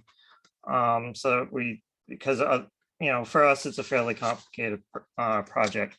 So if this is about process, Helen, go ahead. Yeah, it is about process. I Okay. want to confirm with Jill that something I asked either at the roundtable or subsequent meeting. We have received a huge amount of email on this, more than anything I've experienced in 22 years about anything. And we received a lot of mail a while ago. And we've received around this agenda item also a lot of mail. And I was told, I asked the people who were there, so I think it was at the round table, I said, what are these comments that have come in previously allowed to be submitted for the public comment, you know, period? And they said, yes. I just want to confirm that, because in other situations during the public comment opportunity period, it has to be done again. And I was told, we were told, yes, what's come in the past also counts. I want to confirm that here at this meeting with you, Jill, if I may. Mm-hmm. I think I would have to circle back with Mass DOT just to confirm that for you. So I can reach out to them on Monday and then follow back up with you just to let you know what their official response is to that. Yeah, But they- certainly we're more than happy to work with the town, even if Mass DOT says no, we're working for you, so we can still go through and provide formal responses through our coordination with you folks. Yes, and whatever you get from them this time, please in writing. They did say that, but it would be good to have it in a document. Thank you. Sure. Okay. So Jill, if you're ready. Yep. And you're able to see my screen? Yes. Okay, perfect.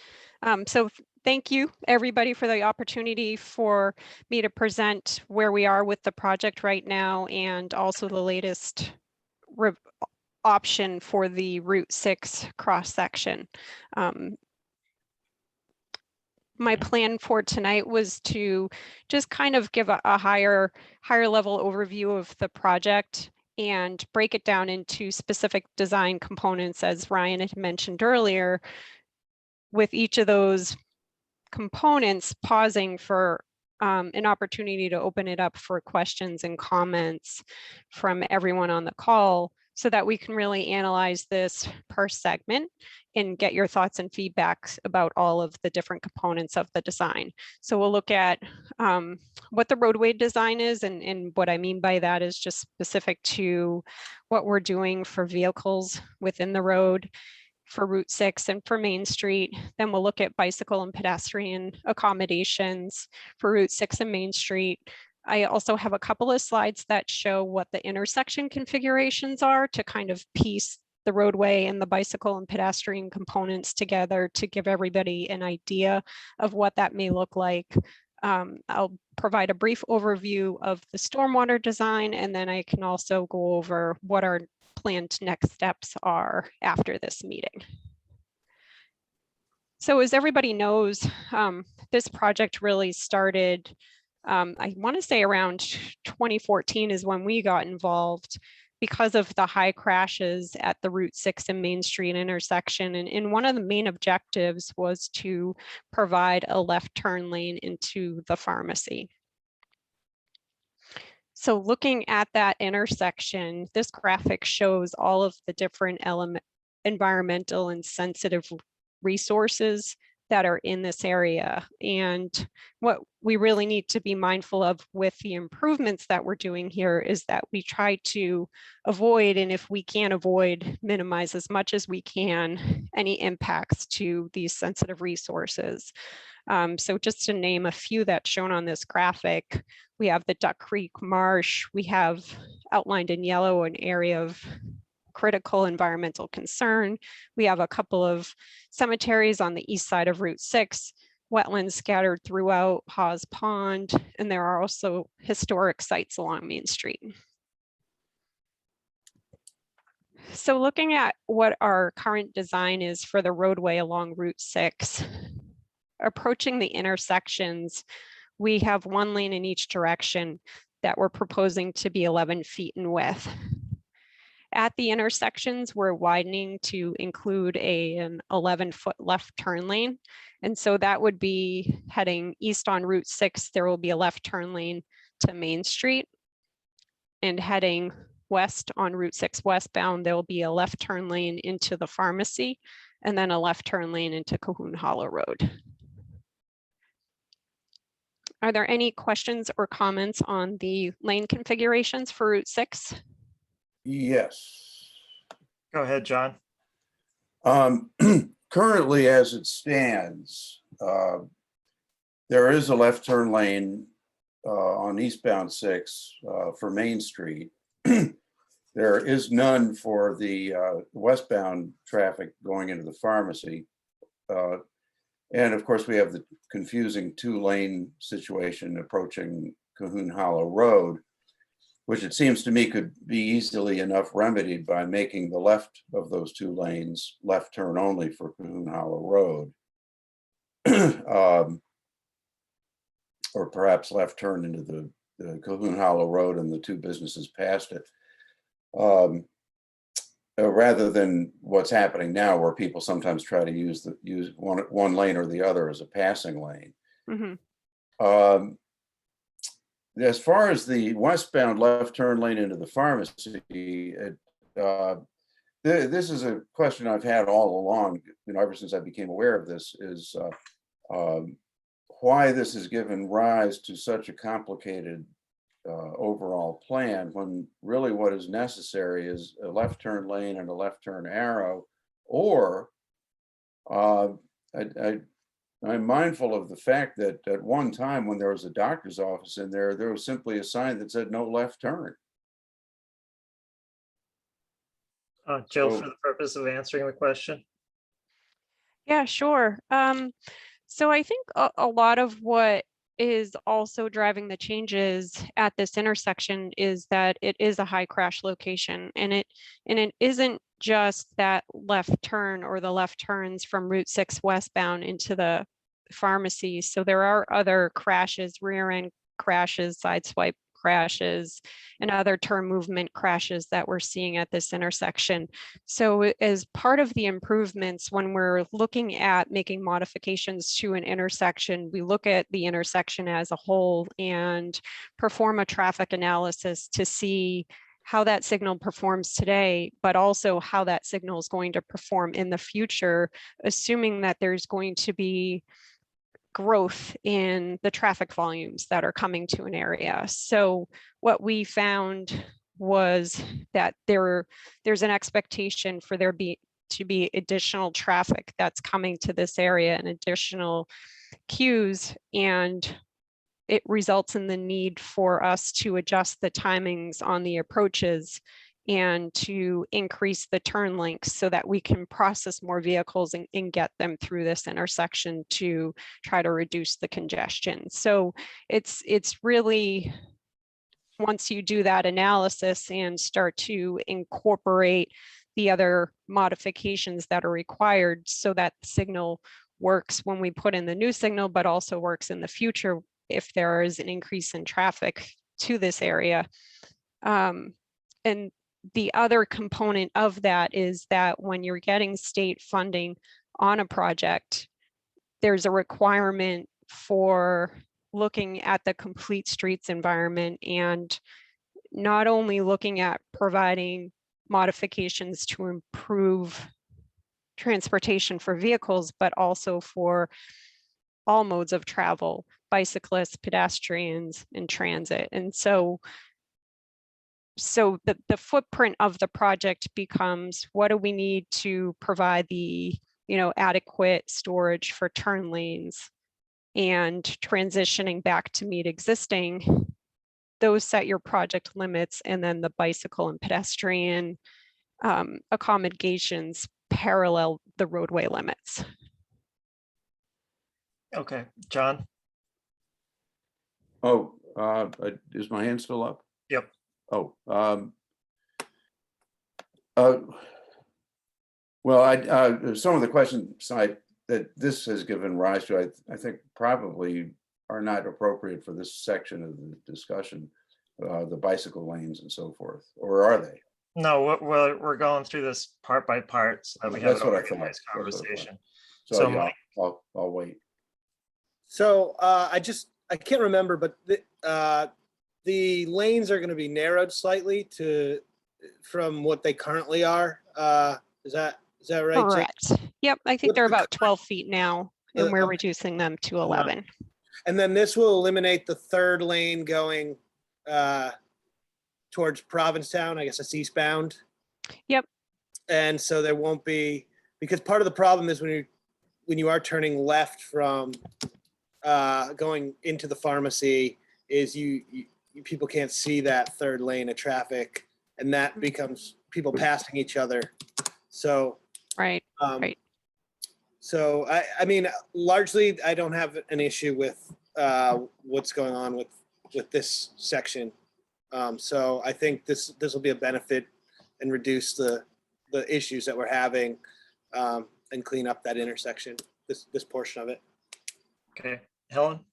Yeah, the thing we asked for originally, Jill, that is the most important safety component of that intersection, the Main Street intersection, is to have an additional light option so that the turn into the place where we now have a veterinary and office, and we also have So, Helen, we're gonna deal with that intersection separately.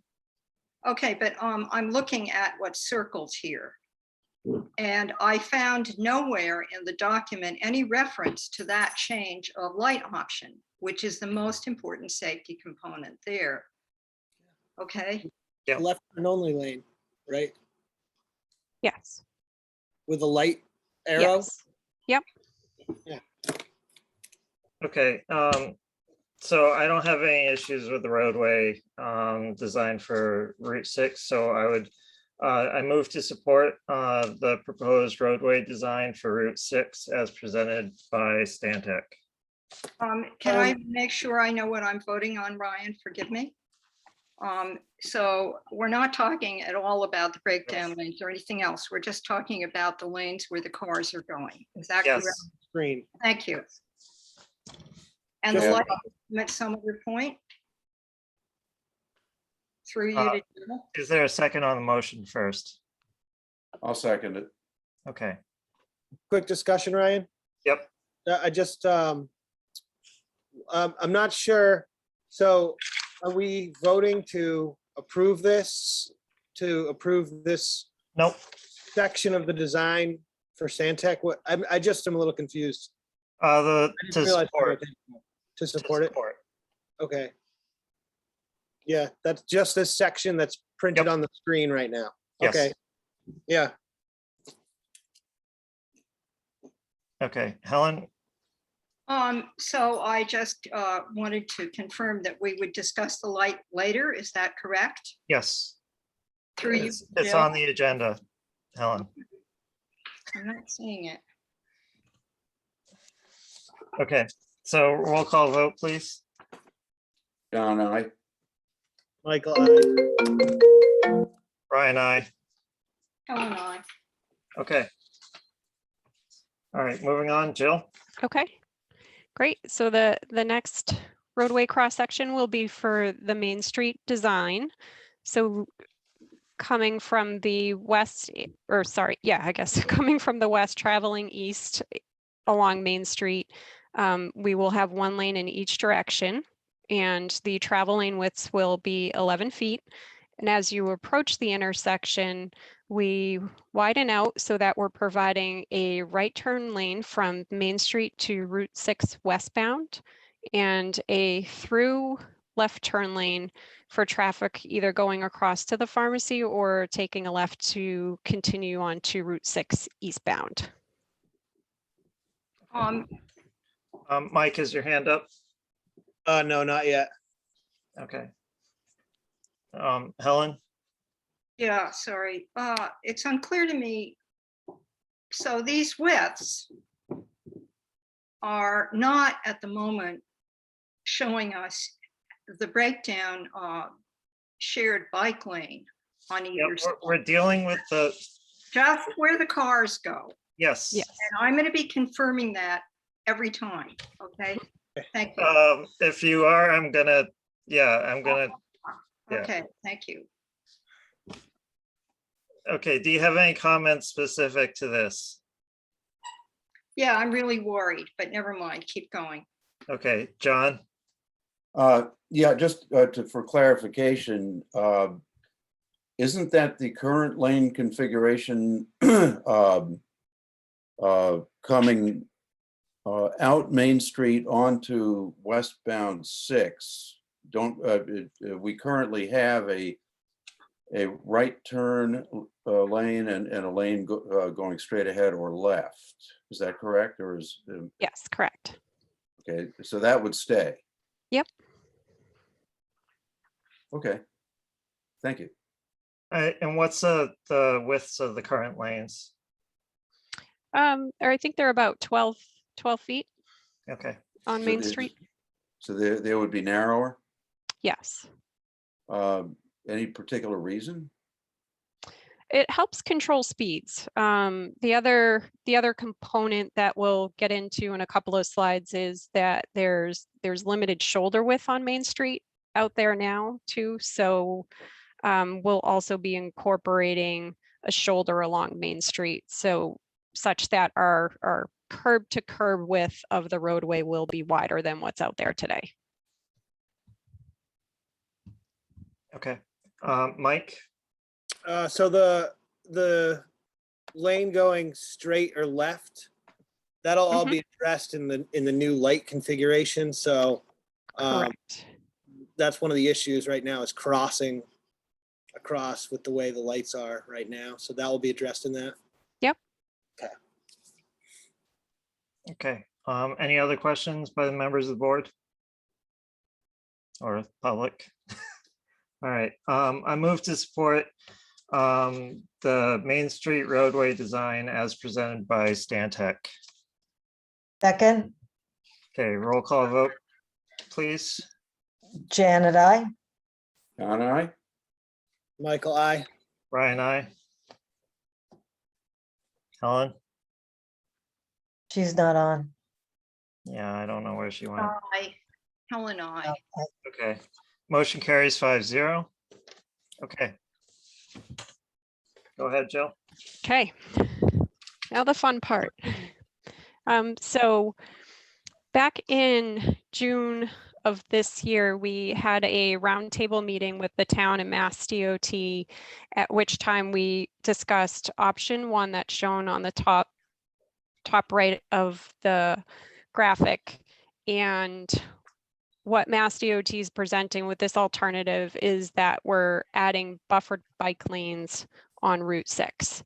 So starting with pedestrian accommodations on the left, we're providing with this alternative a 5-foot sidewalk for pedestrians in road on both the Route 6 westbound and Route 6 eastbound sides. We have a 5-foot bike lane with a 2-foot buffer to provide separation between the vehicles and the bicyclists. And then on the Route 6 eastbound side, we're proposing with this option a 10-foot shared use path or sidewalk. And so essentially the plan for this cross section would be that the more avid or experienced bikers would stay on Route 6 and less experienced bikers would utilize the shared use path. After hearing the comments from that meeting, Mass DOT met internally with highway design leads, their complete streets leads, and other executives from their Boston office and their district office, and discussed, based on the concerns they heard from that meeting, what else can we do with this cross section to still provide for bicycles and pedestrians, because that is that healthy transportation requirement, but also try to address the town's concerns. And so they came back with this option 2. And so option 2 still provides a 5-foot sidewalk on the Route 6 westbound side and provides the 5-foot bike lane and 2-foot buffer on both the Route 6 westbound and Route 6 eastbound sides. But it revises the 10-foot shared use path to a 6.5-foot shared use path. And I should also note that these cross sections apply to the section of Route 6 that starts at the intersection and continues south to our southern limit of work. Which is where? Which is currently near Way 68. Okay, Mike? So option 1, I think, is definitely, I can't really support option 1. Just the idea of having bicyclists going back and forth on a shared use path and on the highway in the commuter lane, I'll call it, or the Sharrow path, or not, it's a buffered path. Through all those curb cuts. I mean, I've said it several times, so this isn't the first time you'll hear it from me, but I just don't think logistically it is safe to do that. So I much prefer the second option here, but I'm not sure why even the word shared use path is being used on that sidewalk, because personally, it's my opinion that we need to make Route 6 safer for the cyclists that use Route 6 right now. I mean, it's obviously a bad road to use, but I still am very concerned with any false sense of security that people may have entering this shared, quote unquote, shared use path or 6.5-foot sidewalk coming off the rail trail to go down towards the attractions that are not that far away, but far enough away to potentially endanger themselves, particularly recreational cyclists, if the rail trail ends up terminating there. And so personally, I'd prefer to see a 5-foot sidewalk that's for pedestrian use.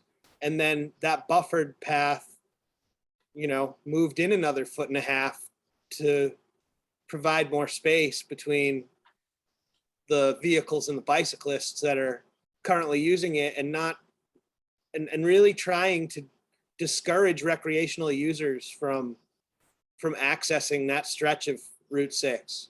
So that's been my position all along, and it still remains. But you know, I think option 2 is clearly better than option 1. Anyone who's taken a left turn into PJ's or Cumberland Farms while trying to get in between traffic knows that sometimes you have to move pretty quickly through those intersections.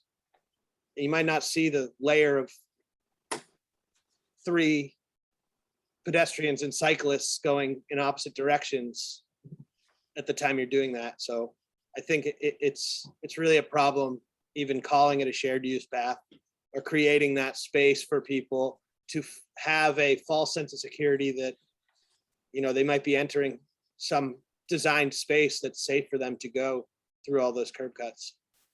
Yeah, sure. And I apologize if I misspoke, just to clarify my intent. So the option 1 provides the shared use path, but option 2 would be designed as a sidewalk and not as a shared use path. Okay. For our shared use path designs, typically we're at 10 feet minimum. Sometimes we go down to 8 feet for like extreme pinch points, but it's never been less than 8 feet. So it's truly meant to be a sidewalk. Okay. Yeah, and then I would be much more supportive of it, and I'd actually prefer it to be reduced down to 5 feet, just like the other side, to just create more buffer space if that's possible. I know that MassDOT did speak in depth internally about the width of that. Their lead from the Complete Streets group, I believe, had requested at a minimum 8 feet, and Mass DOT district really supported doing something less here in width because they understood your concerns about bicyclists using this and not wanting that because of the safety concerns. So they did fight hard and got down to 6.5 feet. I can ask the question again to see if we can go to 5, but I do think this is the best we can do in terms of width and shrinking that cross section down. Okay, thank you, Jill. Yep. John? Yeah, I just want to say I share Mike's concerns as a fairly avid cyclist myself when I have the time. You know, I've routinely rode into town from South Wellfleet, and you know, under the conditions that currently exist. I'm of the considered opinion that bicyclists do not belong on sidewalks, period. I think it should be I think it is illegal. I think it should be enforced, and I don't think it should be encouraged. I definitely, if I had to go with anything, it would be option 2 with possibly narrower lanes, as Mike had suggested. And I'm also curious as to, you know, we're talking about on the eastbound side an additional, by my count here, 22 feet. And on the westbound side, 2, 7, 8, 9, 10, 12, 17 feet. that's quite a bit of land. Where's that going to come from? Sure. One of the things we benefit from here is that the existing intersection widens out to 2 lanes. So we're able to borrow some of that extra pavement from the second lanes to fit this through that critical environmental area with all of the, like the marsh on the westbound side of Route 6 and the cemeteries on the eastbound side of Route 6 and all of the other environmental elements. So that's a big benefit, that we're able to drop a lane in each direction. And then outside of that, we were still able to fit in this full cross section without any takings or permanent impacts to people's properties, because there is a wide right-of-way state layout right away through Route 6. Ryan, can I add on to that? I just want to say too that, you know, that area there has never, to my knowledge and experience, been a noteworthy area for pedestrians. And I'm not sure we should be in the position or in the position of encouraging more pedestrian usage of that heavily, you know, an area that heavily traveled by automobiles and trucks. Yeah, Anyway. so I guess regarding that, we do see heavy tracking from people walking through this area, especially immediate to the intersection. I'm going to slide over the Google Maps so you can see the trails from people walking along Route 6 from Main Street. This actually wraps around the corner. So they're coming along from Main Street to access probably the gas station. Yeah, so it's a little hard to see. Stay. Yep, so it's grainy. And then we're seeing the same thing along the cemetery. There's another trail leading along the cemetery. So we see, when we're out there, we see the tracking from people walking through the area. Also, Mass DOT has worked with the Cape Cod Commission. I believe it was July of 2019. Or actually, I think it was a different consultant. It wasn't the Cape Cod Commission, but Mass DOT is working on a pavement preservation project. And as part of that project, they had somebody out doing driveway counts at the Cumberland Farms driveway, the PJ's driveway, and from the count data that I received from that on that one day, within an hour time slot, they had recorded 12 pedestrians walking through that area. And that was in the afternoon. And during the morning when they were doing counts, they actually had recorded, I believe, 18 or so bicyclists riding through the area. So during that one random day where they were there to count vehicles coming in and out of the driveways, they had picked up, I think, significant pedestrian and bicycle movement through that area. Well, I think it's a good idea to keep the pedestrians in those areas instead of putting them next to the road. Helen, Yeah. I see you waving. Give me 1 second. So at this point, the DCR has told us that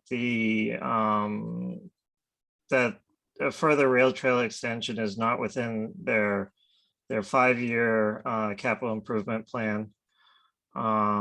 So we should really be judging this basically as a standalone and not in connection with the rail trail extension that was proposed.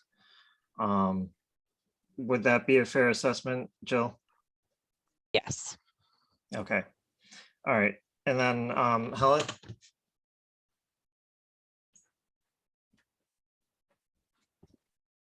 You're muted, Helen.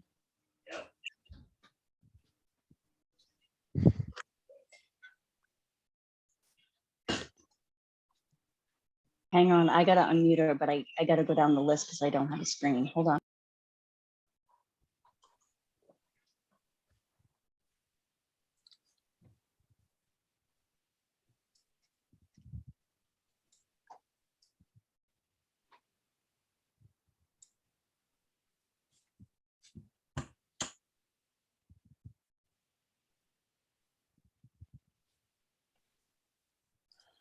You're all set, Helen. Thank you. I agree with John about a number of things. First of all, I'd like to know through you, Ryan, to Jill, when those counts were made, what time of year, what month, please. It was July.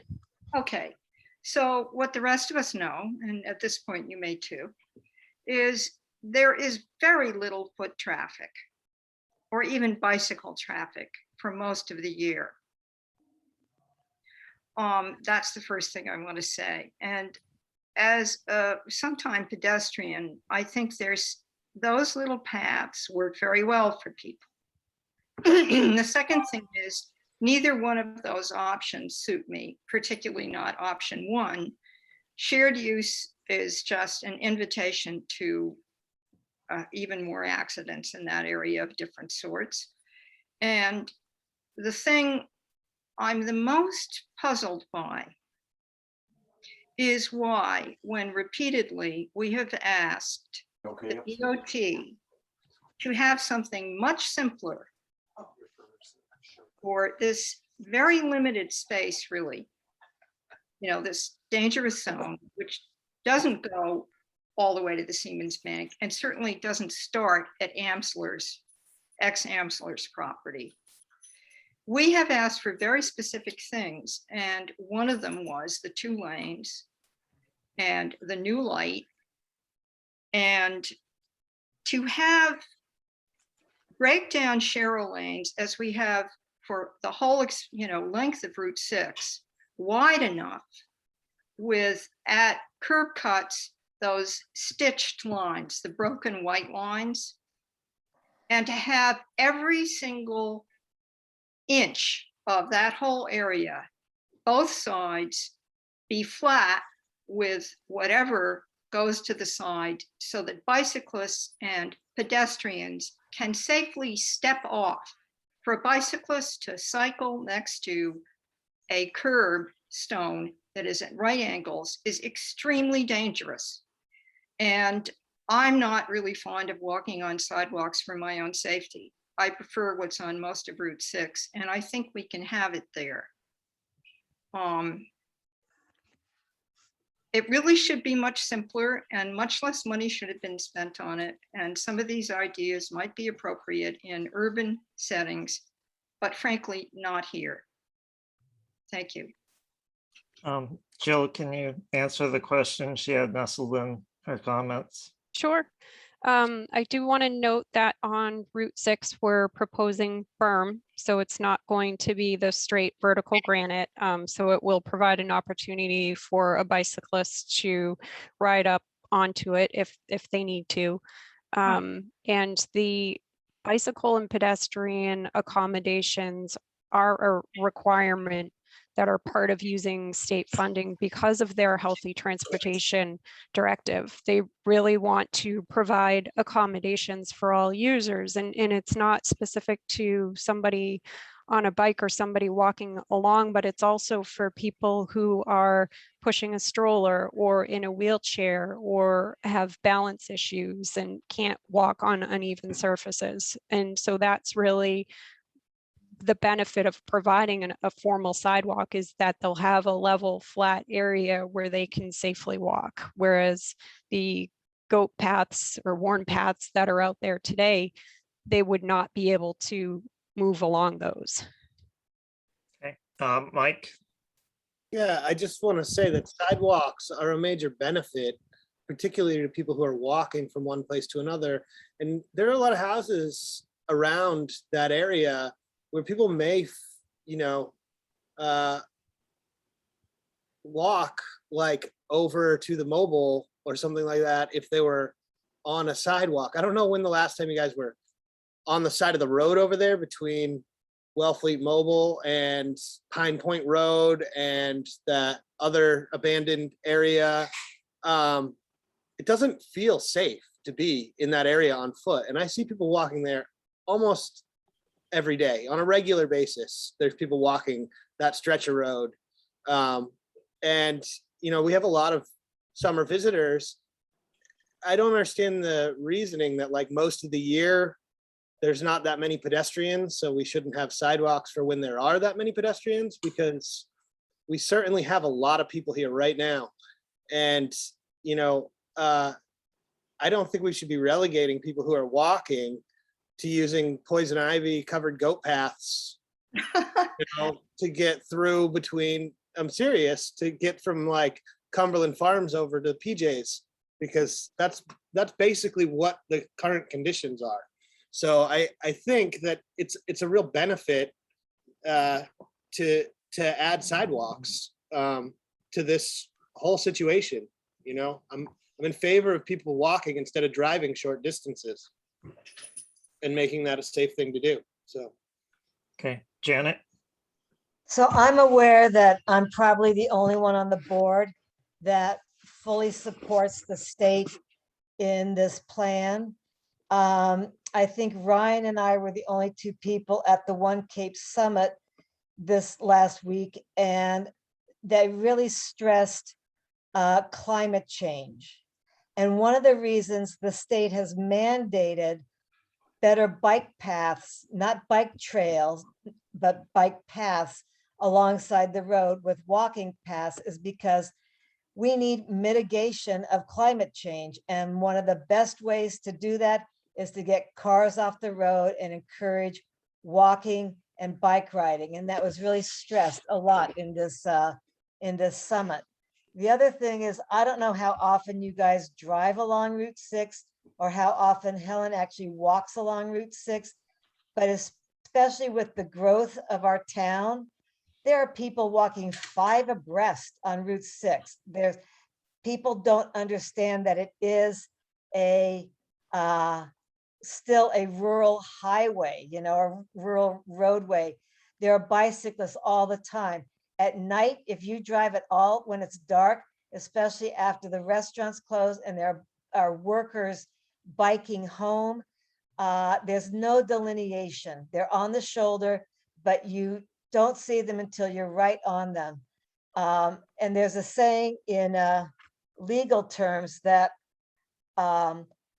there is liability for inaction. 2 people have already died on Route 6 in the last 20 years or so. And as Jill said, the reason they're doing this is because this is a high accident area. So between climate mitigation of getting more people walking, more people biking, widening the roads, putting in paint.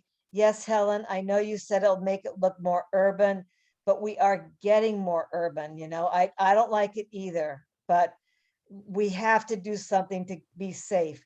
So I drove up to Provincetown last week, and as you turn into Howland Road at the light, right when you first come in, the first maybe quarter mile, they have done these bike lanes and repainted it, and it's so much safer. And you know, people have to adjust. People don't like change, but we have to adjust to being a safer roadway. It's a major roadway from Boston to Provincetown, from Cape Cod. And aside from a bike trail, just as this being a public road, it needs to be improved. So I support option 2, but we really need to stop worrying about whether this is going to be too urbane or citified. We've really got to do something and move forward. So I'm for option 2. Okay. Jill, I have a couple questions for you. Sure. So in option 2, the sidewalk's been reduced to 6.5 feet. Why is there an additional 3.5 feet between it and the roadway, where on the other side it's 3 feet in total? I think that's something we could vary. It also allows for the option if you decide you want something wider in that area in the future, you can hold the back of sidewalk and eat into that 3.5 foot segment. But it's not required. We can have it be a 3 foot grass strip on both sides. That would make a little bit more sense to me. I mean, if the sidewalk could get at some point, let's say it's decided to widen it, I mean, you can Mhm. always widen it in the other direction, so. Correct, yes. So I would rather have that 3.5 feet removed. And then in terms of people walking, there are a lot of people that walk along Route 6.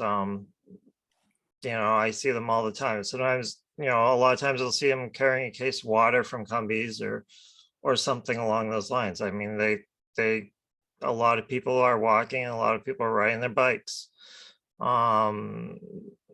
It is what it is. As somebody I used to ride my bike into the center of town, and for a while I would walk in because it didn't feel safe riding my bike in. Because I don't know, riding along Route 6 is scary. I don't know. So that's just where I am at. I don't know. So Helen? Yeah, I want to chime in onto something Janet brought up, which I also noticed in Provincetown. They have something really good that we only have in a few places in Wellfleet, maybe only one. You turn into, it's Conwell Street, which is the central set of lights there. And they have, in the middle of the car lanes, big white sharrows. And it's a signal to people that in that street that goes into, the two main drag streets, of course, in Provincetown, you're going to share it with bicycles. And I wish we had that on East Main Street, just to say to people, you should be going slower anyway, but if bicycles here, we're going to use them. Sidewalks are, in my experience, remember I was kind of a gimpy person for quite a while, and I'm not anymore, uneven, and often, unless they're in perfect shape, not as convenient to ride on if you're in a wheelchair, although they're safer in some ways, and they're less even than regular pavement, which is typically maintained better and is smoother. And I've walked into town a lot in my life and ridden bicycles a lot. And they're just places I won't ride a bike in summer, but in winter I would do it if there was a nice, clearly marked, evenly paved Sharrow lane. I wasn't saying that things were getting more urban. I was saying that this design reminded me a bit, Janet, of what they did with a roundabout that they proposed. It might work somewhere else, but for some reason, it really isn't tailored to the specific situation we have right here at this intersection. So I'm glad that they've made some concessions, but I still feel it's more expensive than it needs to be. And, it could be simpler. Thank you. Hey, John? I just wanted to ask if Chief Hurley is still on. I think it might be useful to hear any observations he might have on this. So, Chief? Yep, great. Thank you all.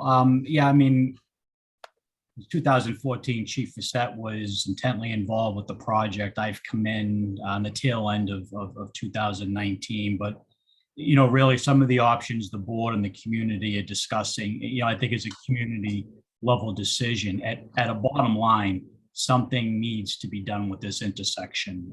Again, you can sit there and see people walking, running across, biking, racing southbound and northbound to merge.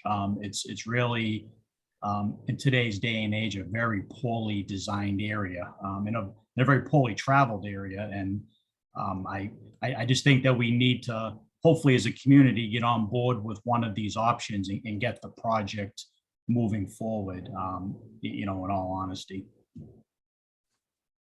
Okay. I have one more question. One second, John. Yeah, through you to the chief. My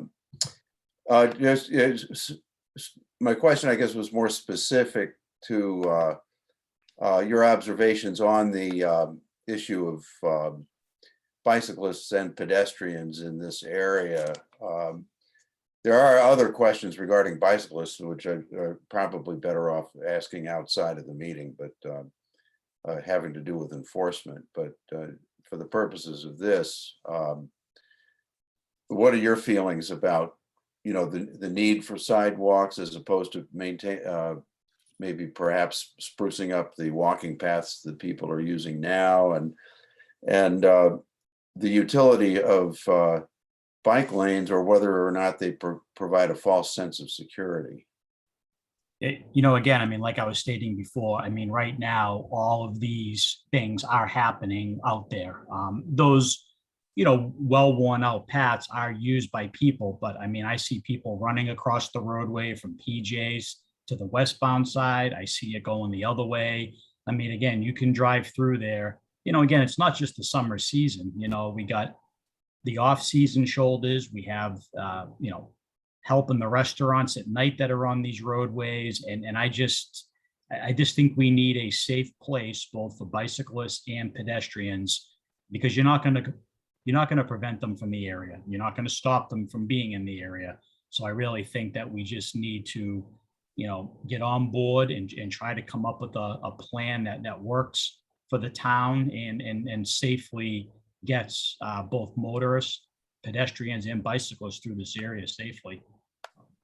Thanks. Okay. Helen, if you can keep it brief. Yeah, so Jill, back in the day, one of the coolest things about the Main Street and Route 6 intersection was we were going to get some nice crosswalks there. We're still going to get those, right? Yes.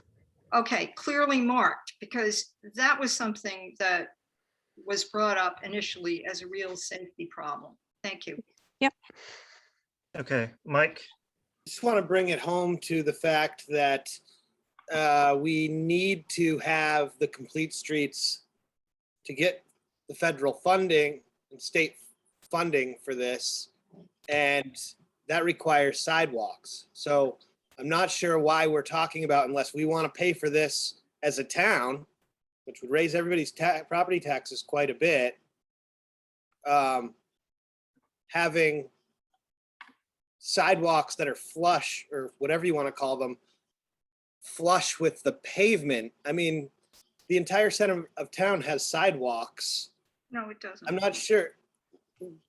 Most of the center of town has sidewalks, as safe places to walk to. I'm not sure if Helen would prefer that all the sidewalks in town were at the same level as the road, but I certainly wouldn't. I mean, I think, we're looking at a project that, is pretty much funded. So reducing the cost is just going to cost the town money by eliminating sidewalks and, making it safer for pedestrians and cyclists. So that's it. Okay, Mimi Butts.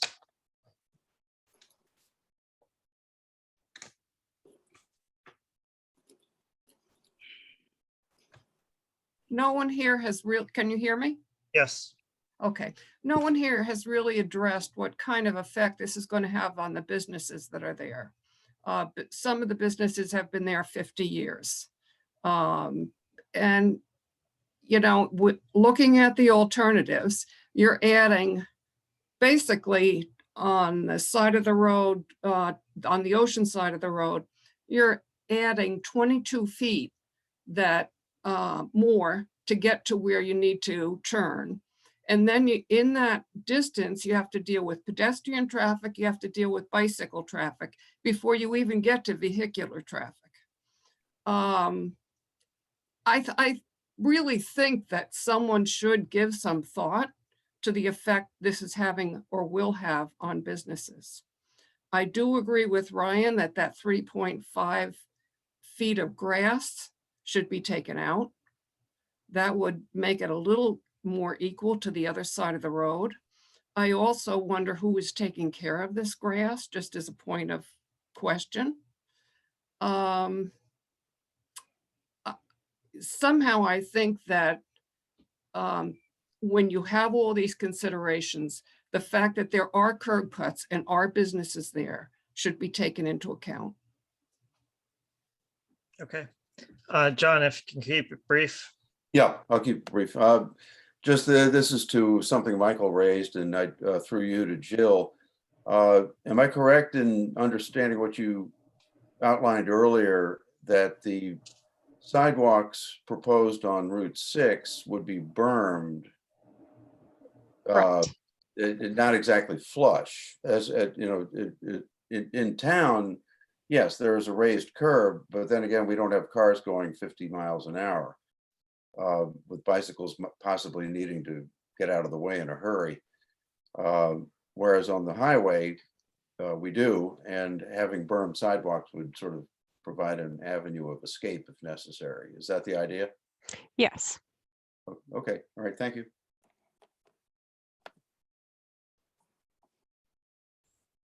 Okay.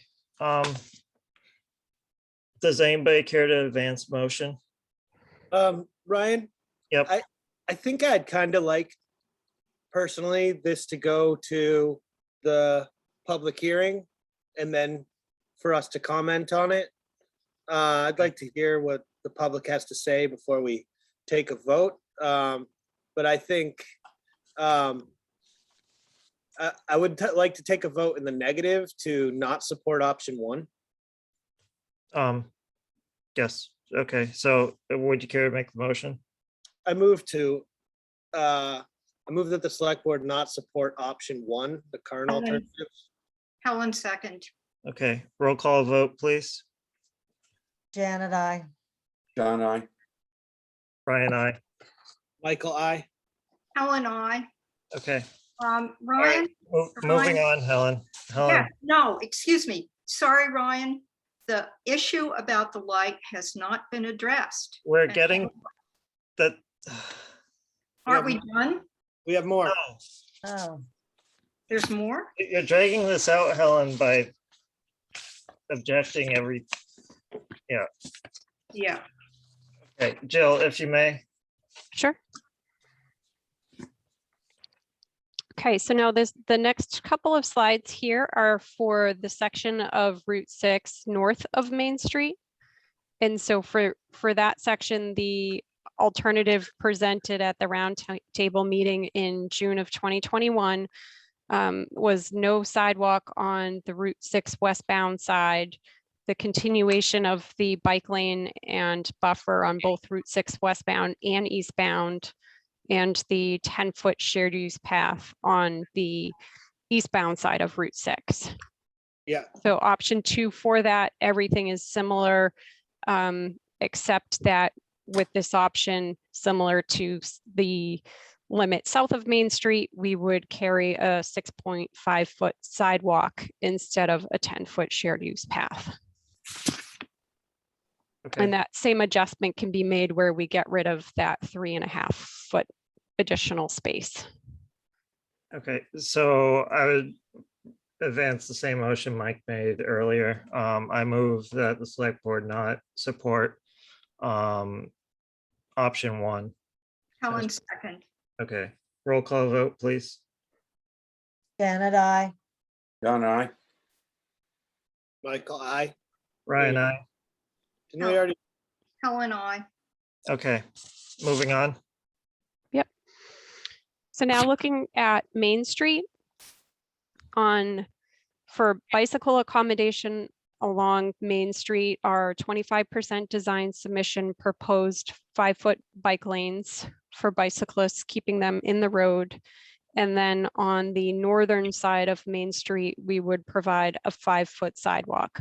There's no buffer between the sidewalk and the road, so this would require vertical granite curbing. And the reason why we don't have the buffer is because we're trying to minimize impacts as much as we can to the properties on the north side. Okay, Mike. Yeah, I guess my only concern here is really the space. And I think as far as like the buffers, they're going to taper down. Is that correct? And join the road? Is that how the layout's gonna be, Jill? Will they? I'm just not sure about having what looks to be bike paths that sort of merge into the road further down and the need for that rather than just having a shared lane that kind of neighbors with sharrows that go all the way down. Because I just don't think there's room to continue any kind of separated bike lane any further than the entrance. So I do think this is one area we can go back to Mass DOT to see if we can reduce that width and probably do a 3-foot shoulder and the share the road or sharrows for bicycles and vehicles.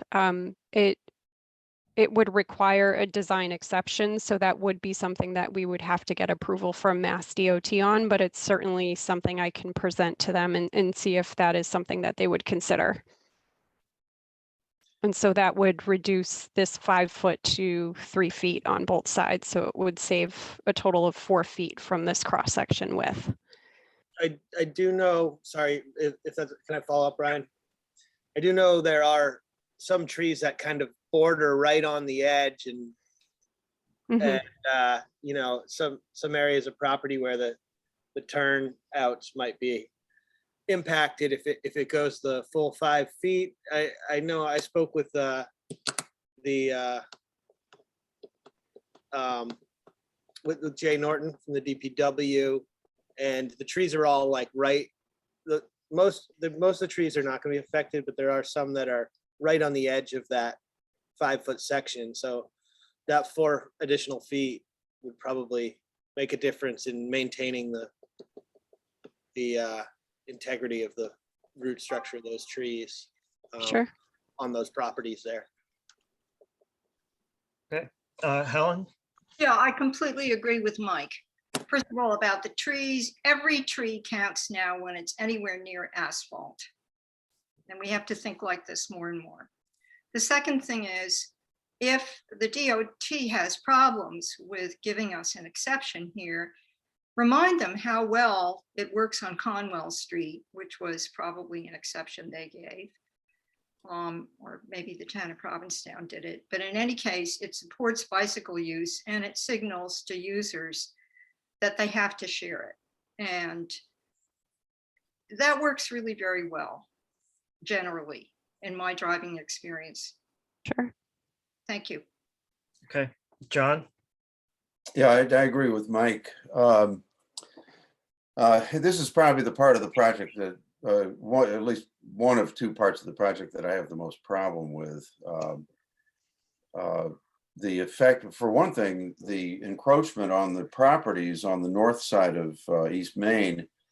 Some of those properties don't have much as it is in terms of their driveways and so forth. And then we have the Piping Plover, which just spent a fortune landscaping and putting in a nice driveway on their property. And then the question is, what happens when it gets past the Wicked Oyster and it all merges back onto Main? And on the south side, you know, you raised early in our discussion of this whole project, the sensitive environmental areas such as the Marsh. And yet now we're talking about encroaching on the Marsh on the south side to put in, you know, to widen the road there. So yeah, I definitely have strong reservations about this. And I think Mike made an excellent point. Jill, can you, for the sake of discussion, can you, how much is the encroachment onto private properties for the current alternative? I think the maximum we saw on the north side of Main Street was 5.5 feet with this current design. And that's And on outside the of south, the pre-existing right of way? exactly. And then on the south side of Main Street, I believe the maximum was around 3 feet. Okay. Mike? Oh, I didn't mean to have my hand up, but I was gonna ask the same question that you just asked. Well, do you know where where it would be 5 feet on the map? Is that towards the, Yep, this area here. where Yep. it gets narrow and pinches? And Yes. so if it were reduced down by another 4 feet, that would pretty much eliminate the encroachment on that side of the road. Potentially, we'd want to balance it with what's going on the other side of the road. So if there's an encroachment here, we don't want to push everything down to get it off of here. So we're just looking to balance impacts through there. Me, I see, I think 3 feet is somewhere, you know, in the sort of like give or take of doing this and not having a large impact on either side, but I'd like to definitely see that shrink a little bit. Okay. And then by the Sandpiper, the old bank, the layout for Main Street there is significantly wider than the road surface is. Was there any encroachment on private property in that section? For this area here, Yep. I don't remember. Let me just pull up a plan real quick so I can take a look.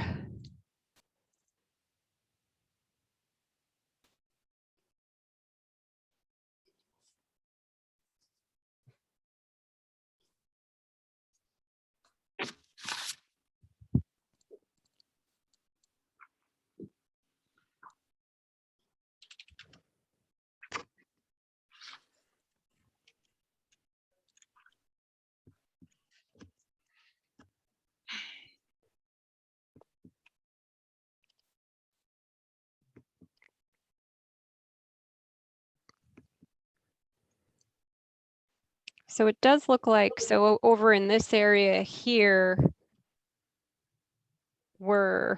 I would say like 2 inches over the existing property line, like through this driveway area. But then as we come around the corner here, the existing right-of-way line does jet in. And so we start to see more of an impact there, and that's about 4 feet.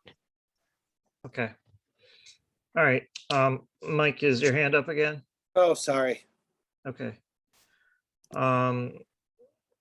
So it sounds like the board would like to move to pursue an exemption to reduce the bike lanes from 5 feet to shared use or share the road layout of 3 feet. Would that be correct? Yeah, I think Jill may know the terminology, but yeah, to take the bike lanes out and have just a shoulder and a sharrow. Okay. Helen, if you can keep it brief. That's clear at this point. Thank you. Okay. You know, I would rather have the bike lanes on both sides and no sidewalks, and to ask for an exemption for the sidewalks, which we can do. And we were told that early on, because I think that what is needed there is just some flat, you know, a continual flat surface of leeway for people coming and going, because the north side of East Main Street there has all those driveways and so forth. And I have walked there and I felt very safe. Okay, thank you. Yeah, I mean, respectfully, there are a large amount of walkers that have to cross this section. It's fairly hazardous to walk there right now. On which side? On the side where the sidewalk's going, or as proposed. On the north side of the street. It's on the south side. Wait, I'm looking at the picture here. Isn't the orange a sidewalk? No, That's the bike lane? The The orange. the side- orange, yep, orange is the sidewalk here. okay. Ryan, are you referring to the worn paths that are out Yeah. there today? Yeah, Yeah. so the worn paths we're seeing on the south side. Yeah. So Ryan, I was right. It is on the north side of the street. And I'm not sure, having walked along there a lot for a variety of reasons, I have always felt perfectly safe because there are these areas that you walk into when you're walking along. So I would rather have more room for bicyclists and perhaps car leeway on both sides. I'm just saying. So I would rather have the sidewalk be on the other side of the road. That's the side that's pretty hazardous to walk. Mike? Yeah, I've thought about this spot a lot, and I think having the sidewalk on the other side of the road makes sense to some degree because that's how people get across to the mobile. But that's because of the current configuration of our intersection and the fact that there's no crosswalks anywhere. And I'm not sure if having people walk on that side of the road and assuming that at some point we may continue a sidewalk to meet either Heritage Books or the sidewalk that exists on by the pottery shop there, both those sidewalks kind of end. There's going to be a fair amount of foot traffic that's just developed by having the piping plover there. I think we need to kind of think about in this area, future planning and whether or not it makes sense to actually have people who may want to walk to the Wicked Oyster or walk to the piping plover be driving cars there instead from the center of town. If we can have a continuous sidewalk that goes and connects to Heritage Books. And I don't know if that's possible. That's something that really is a town issue at that point. But I think we need to think about really what the future plan looks like. Because currently, I don't think it makes much sense to have a sidewalk just go there and end, but it's better than no sidewalk at all. People are, I think we need to really start looking at, ways to make this a safe place to walk. And right now, walking by those, like, you either walk on the side where the pottery shop is, it's a blind corner. Most people walk on where the hedges are. And that's such a narrow strip right there. I mean, it's pretty dangerous to connect to that side. And I know that's a little bit outside of the scope of what we're talking about right now. But when you look at this, I think it makes sense to keep it on that side of the road at this point, particularly because that's where the businesses are. And when there is a new area and crosswalks going north to south and east to west at the intersection with lights, it starts to make more sense. Okay. So back to the 3-foot thing. So I moved to pursue an exemption to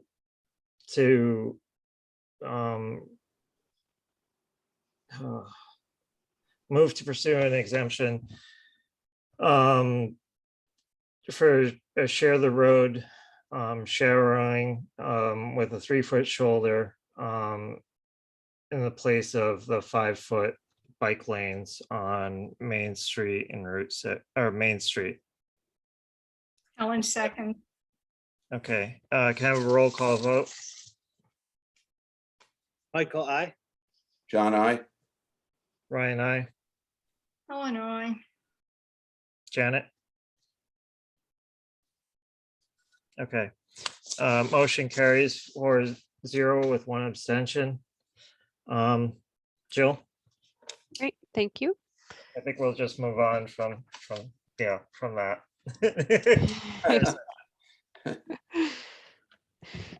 All right, so now we're getting into just kind of a closer look at what the intersection designs are going to be. And I do want to point out that the representation for bike and ped accommodations by no means reflects all the different alternatives that we were looking at earlier. Really, the intent of these graphics is to just show like how they kind of all mesh together, where bikes are going to be, where pedestrians are going to be, and what our turn lanes and transitions into the turn lanes look like, and where the crosswalks are. So this graphic on the left side of the screen is the intersection of Route 6 and Main Street. We're going to be adding crosswalks on all 4 legs of the intersection. As we had mentioned earlier, we'll have the 5-foot sidewalk approaching the intersection on the west side of Route 6. That ends, but we'll carry pedestrians across to the Main Street sidewalk that continues along the north side of Main Street. And then on the east side of Route 6, we would have the pedestrian accommodations run through the intersection and continue to the north. We'll also have like striped lane markings for bicycles coming through the intersection to just raise awareness of their presence, and to help safely cross them through the intersections. And this graphic also just shows the development of the left turn lane. So we have the left turn lane to Main Street with the through lane on the Route 6 eastbound side. Route 6 westbound has the left turn lane into the pharmacy and the through lane. And then coming out of Main Street, we have the, similar to how it exists today, we have the through left turn and then the right turn lane. And to answer Helen's question from earlier, yes, we will have those left turns signalized for people. Okay. Mike? No, sorry, my hand's still up. Oh. No, I'm good right now. Helen? Yeah, so the left-hand illustration, I am not seeing the thing that has come up again and again, which is coming from the north, going to this intersection and taking a right into town. I do not see the bike lane there. I see a sidewalk and the green is the grass, right? Is that correct? Yes, this green is, yes. Yeah. So the most, I wish, I don't have a way to point this, but coming down from the north, this is in the left-hand illustration again. Mm-hmm. Where you go around the corner, it pinches to nothing, the bike lane. I don't see any indication that that is at its full width as it should be there. Yes, where your arrow is going, where is the bike lane there? Yep, it stays 5 feet through here. So we're still providing space for them. I can check back with our traffic engineers to see if we could provide some kind of dashed marking or something through here to continue the delineation for their lane. I think that the typical design is that we don't normally carry those markings between the crosswalks, but I can look to see if that's something we can add just to make sure that it's clear this space is still for bicyclists. Yeah, because that's really dangerous. Okay. What it does there is really dangerous for bicyclists to turn into town. They can't. There's no room for them. Helen? here. Chief Hurley?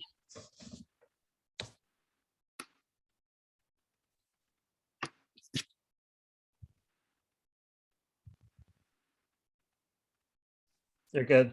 Yep, great. Thanks, Mr. Chair. Through you to Jill. Just looking at this intersection design for 6 and Cahoon, it just looks like it's going to be at least much noisier with all of the road paintings and turns and stuff. Have you guys looked at or seen the safety of taking a left off of Cahoon onto Route 6 in that area? Is there any data or anything? Or I guess a follow-up, have you ever seen I don't believe we have it anywhere else through town, a no left turn there into that kind of mini intersection there? Mm-hmm. I mean, I think that could certainly be an option. I know that the intersection was talked about during the road safety audit that was conducted. And the intersection was looked at to see if it met traffic signal warrants. One of the benefits with the design that we have now is by having this left turn lane here, it kind of creates a pocket for a vehicle coming out of Cahoon, turning left to wait. So they're crossing one lane of traffic, waiting a little bit. Ideally, they'd want both to be clear, but if there was an issue, they have this opportunity to use this space to pause if they needed to then turn into the Route 6 westbound traffic. But I think it would be the town's decision on whether or not we put a no left turn lane there, or if that is something that you want to consider. I could bring that back to Mass DOT and have that discussion with them and see if that's something that they would support. Mike? Just to pick up on that, the only thing that would make me nervous about that is that if people want to take a left, they might just pull into PJ's, cut across the parking lot and turn left out of there. Which I don't know how happy they would be about that. But I do see the concern there. But it may just also be that the graphics all highlighted. So, you know, I don't know.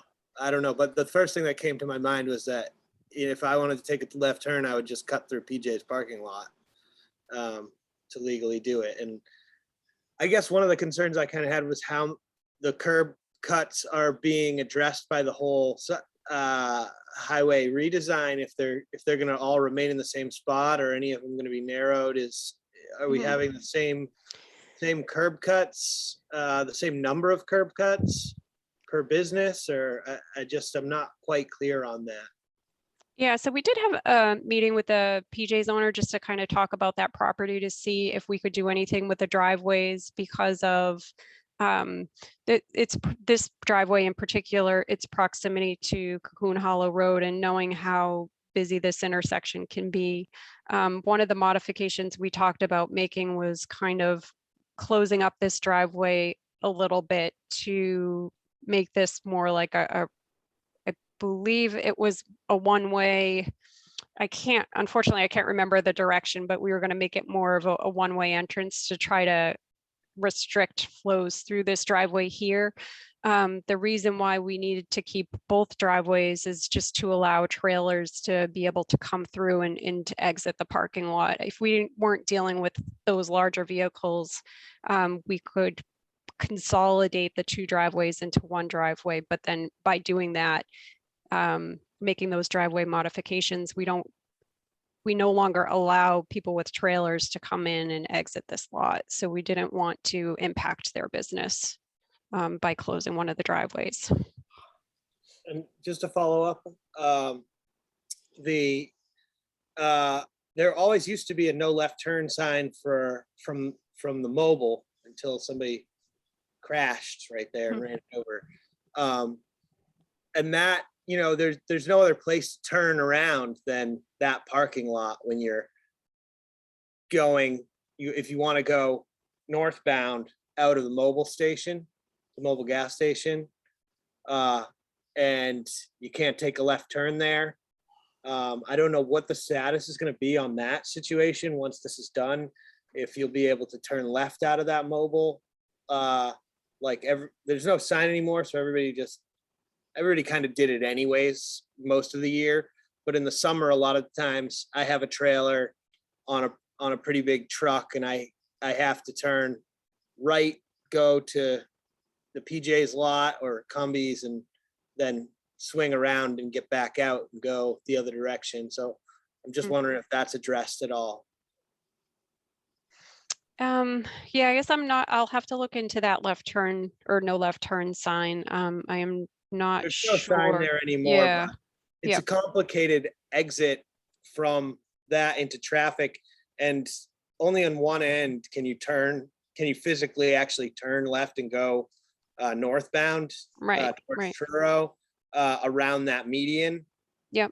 And you know, it's most of the year it's fairly safe, but it crossed my mind today as I did that. I had to turn right and then turn around in the PJ's parking lot. I always kind of feel like I'm just adding to their problems over there, but.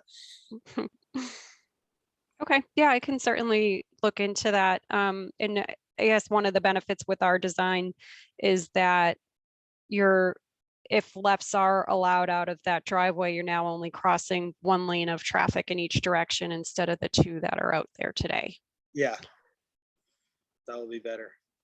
Okay, so taking a left out of Cahoon Hollow Road, I mean, that's always been a very dangerous left, and a lot of times impossible to make.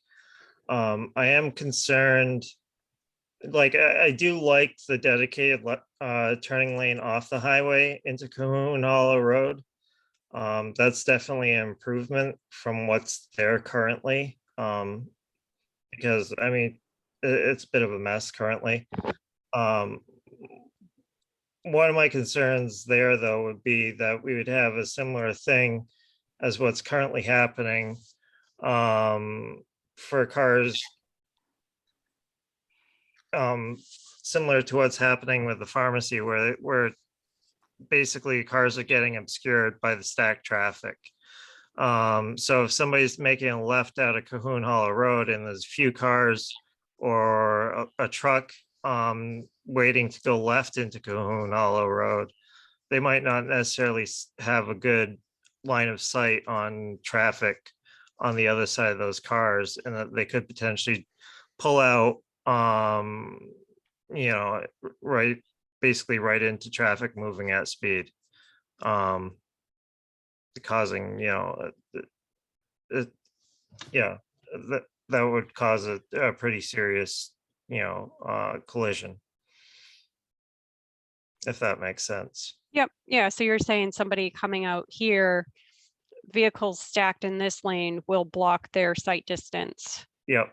So that they won't be able to easily see vehicles traveling westbound on Route 6.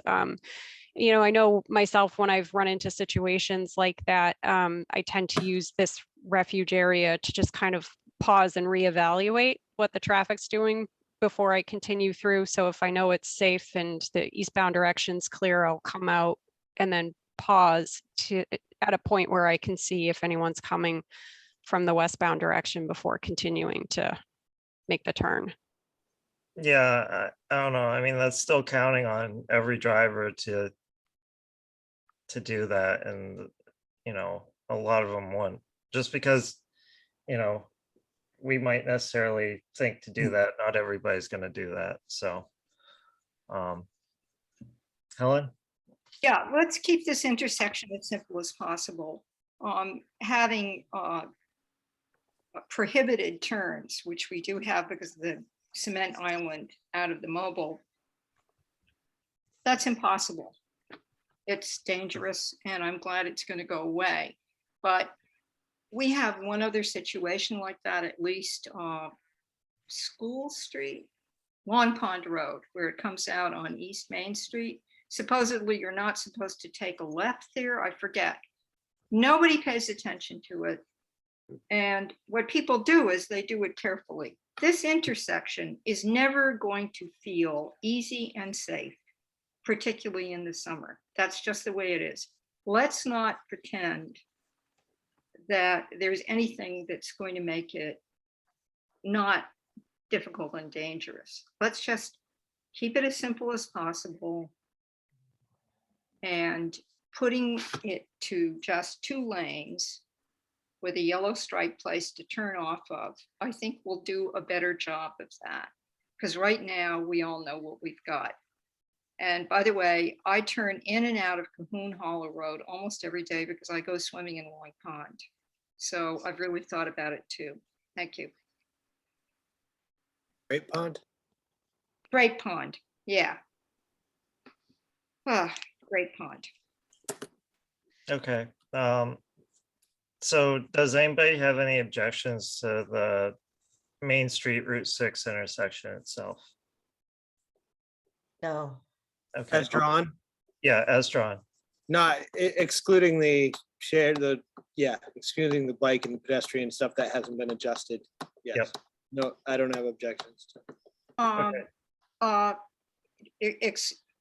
Mike, you were just referring to that line that I didn't see there on that turn. No, Helen, I don't think there should be a line there. If you're turning right in a bike lane, you know which direction you're going. No, that isn't it. There's no space there right now. Sure there is. No, there is not. It pinches to nothing, to less than a foot. But you're going into a proposed share. We're trying to propose that it's a sharrow. Yes, I know. Never mind. Jill, I think, understood me. Here's a question. There's one thing here. Going was to the actually- left-hand illustration, you're asking if we're all agreeing to this. Beyond the island that separates the vet and the Outer Cape Health Pharmacy going north, having anything more than is there now seems to me a waste of money and unnecessary because it widens out there. And we certainly don't need a sidewalk there. I mean, you've got a whole lawn there in front of the bank. So that's the one thing here that I didn't like, given that what Jill and I had an exchange about earlier will be corrected and marked.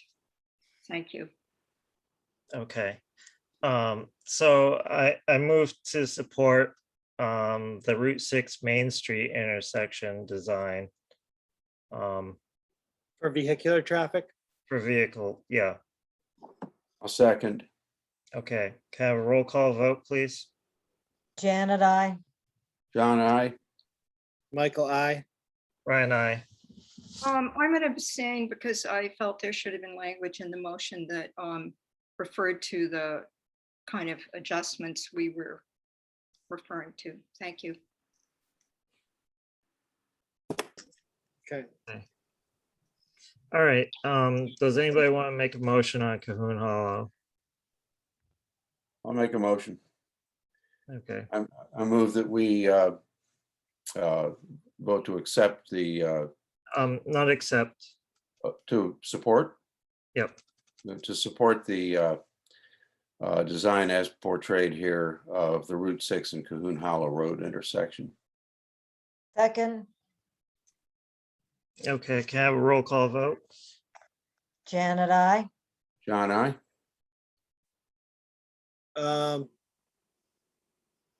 Michael, I. I'm Actually- gonna abstain. Yeah, I think I would like it to be a little bit more clear about what's going on at PJ's and that sort of thing. So I think, I mean, I'm fine with it, but I think it still needs to be ironed out how that's gonna function. Okay, so are you abstaining or voting? I'm abstaining. Okay, Ryan, Helen, didn't you vote? I abstained. I'm going to vote against it, partly because I have the same objections to it that Mike highlighted and that we've been discussing, Okay.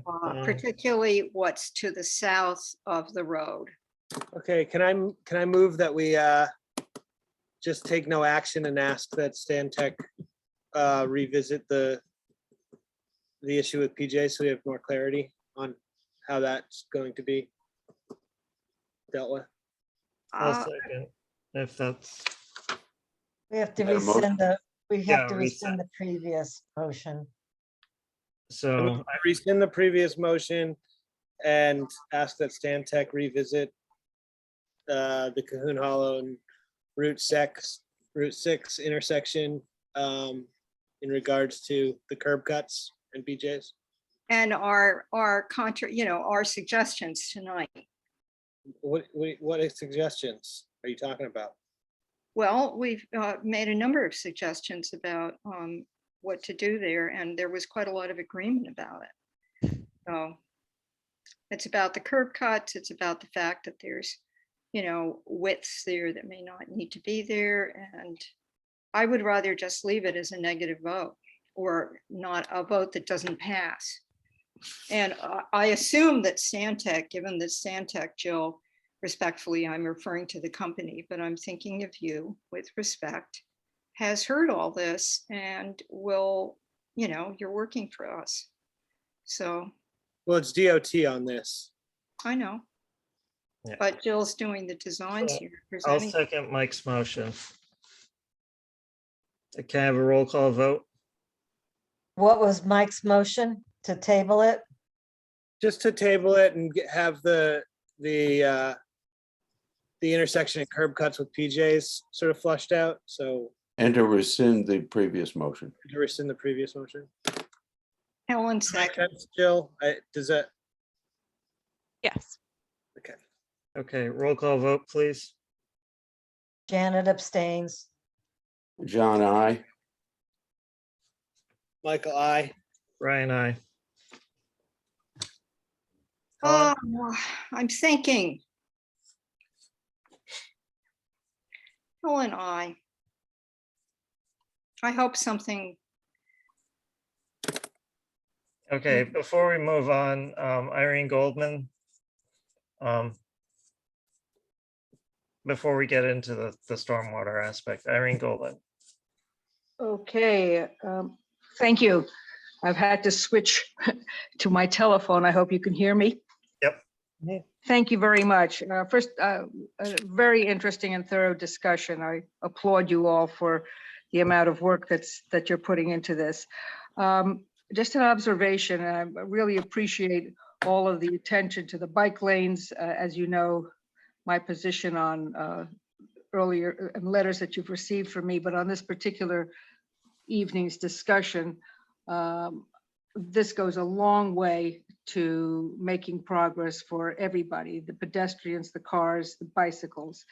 Don't forget that once the new configuration is decided upon, the next step, I think, is, as you all probably have prepared for, is the education and promotion of the new concept. And once people see new things happening, old habits will change, and new people coming to Wellfleet will begin to appreciate this is the new rule. It's clear where the cars go and where the people go and where the bicycles go. So I think it's a great progress this evening, and I thank you very much for all of the work that you're putting into it and the consideration.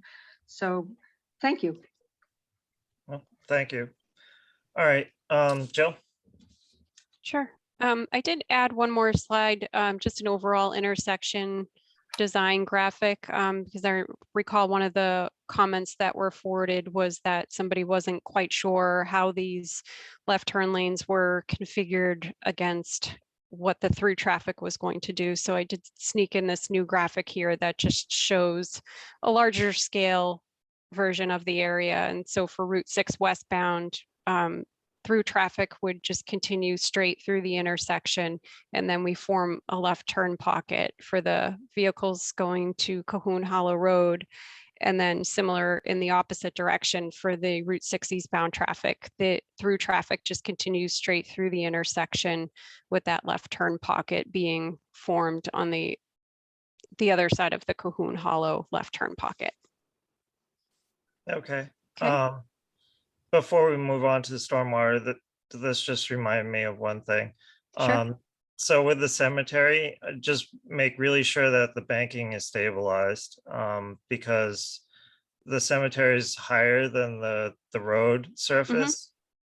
And a lot of those graves are really close to the roadway. Yep. Okay. One of the things Mass DOT is doing for us for this project too is that they're going to provide a survey of the first row of the tombstones in that area so that we can get those marked on our plans too. Right now, our design, and we'll continue to do this as we progress, we're not impacting beyond the fence that's out there. And currently we're filling up against that embankment that's there. So we'll be adding soil on top of it and not cutting down below it. But it is something that we are watching out for. And so if anything changes, we'll always keep that in mind and make sure that we don't impact this area. Okay. And if you guys can communicate that to the cemetery commission as well, that would be good. Sure. Okay. All right. Okay. So for stormwater, we are going to be proposing deep sump catch basins that connect to underground leaching basins. And we'll be maintaining the existing drainage outlets. There's an outlet that goes to the Duck Creek area. There's an outlet on the east side of Route 6, and then there's I think 1 or 2 outlets north of Main Street to near the Hawes Pond area. We're coordinating with the town's consultant on ways we can implement green infrastructure. So I am working to set up a meeting with Mass DOT and the town to discuss the nitrogen loading in this areas, and if there's any way we can support or enhance our drainage design to help contribute to additional nitrogen removal. So the primary sources for nitrogen are typically septic tanks, pet waste, fertilizers. But I also understand some components of runoff from the roadway surface may also have nitrogen. So we'll plan to meet with Mass DOT and have a discussion with them on what the town's research has yielded and if there is anything we can do to address the nitrogen levels. We're also on Main Street, just near the Route 6 intersection, there's a culvert. So we will be, with this project, replacing the head wall on the south side of Main Street. And we're going to be replacing the tide gate that Mass DOT recently installed with a self-regulating tide gate so that we can reestablish the flows between Hawes Pond and Duck Creek. Okay, so Scott, I'm gonna call on you here. So I unfortunately did not include Scott's memo in the packet. So if you may, Scott, can you walk the board through it?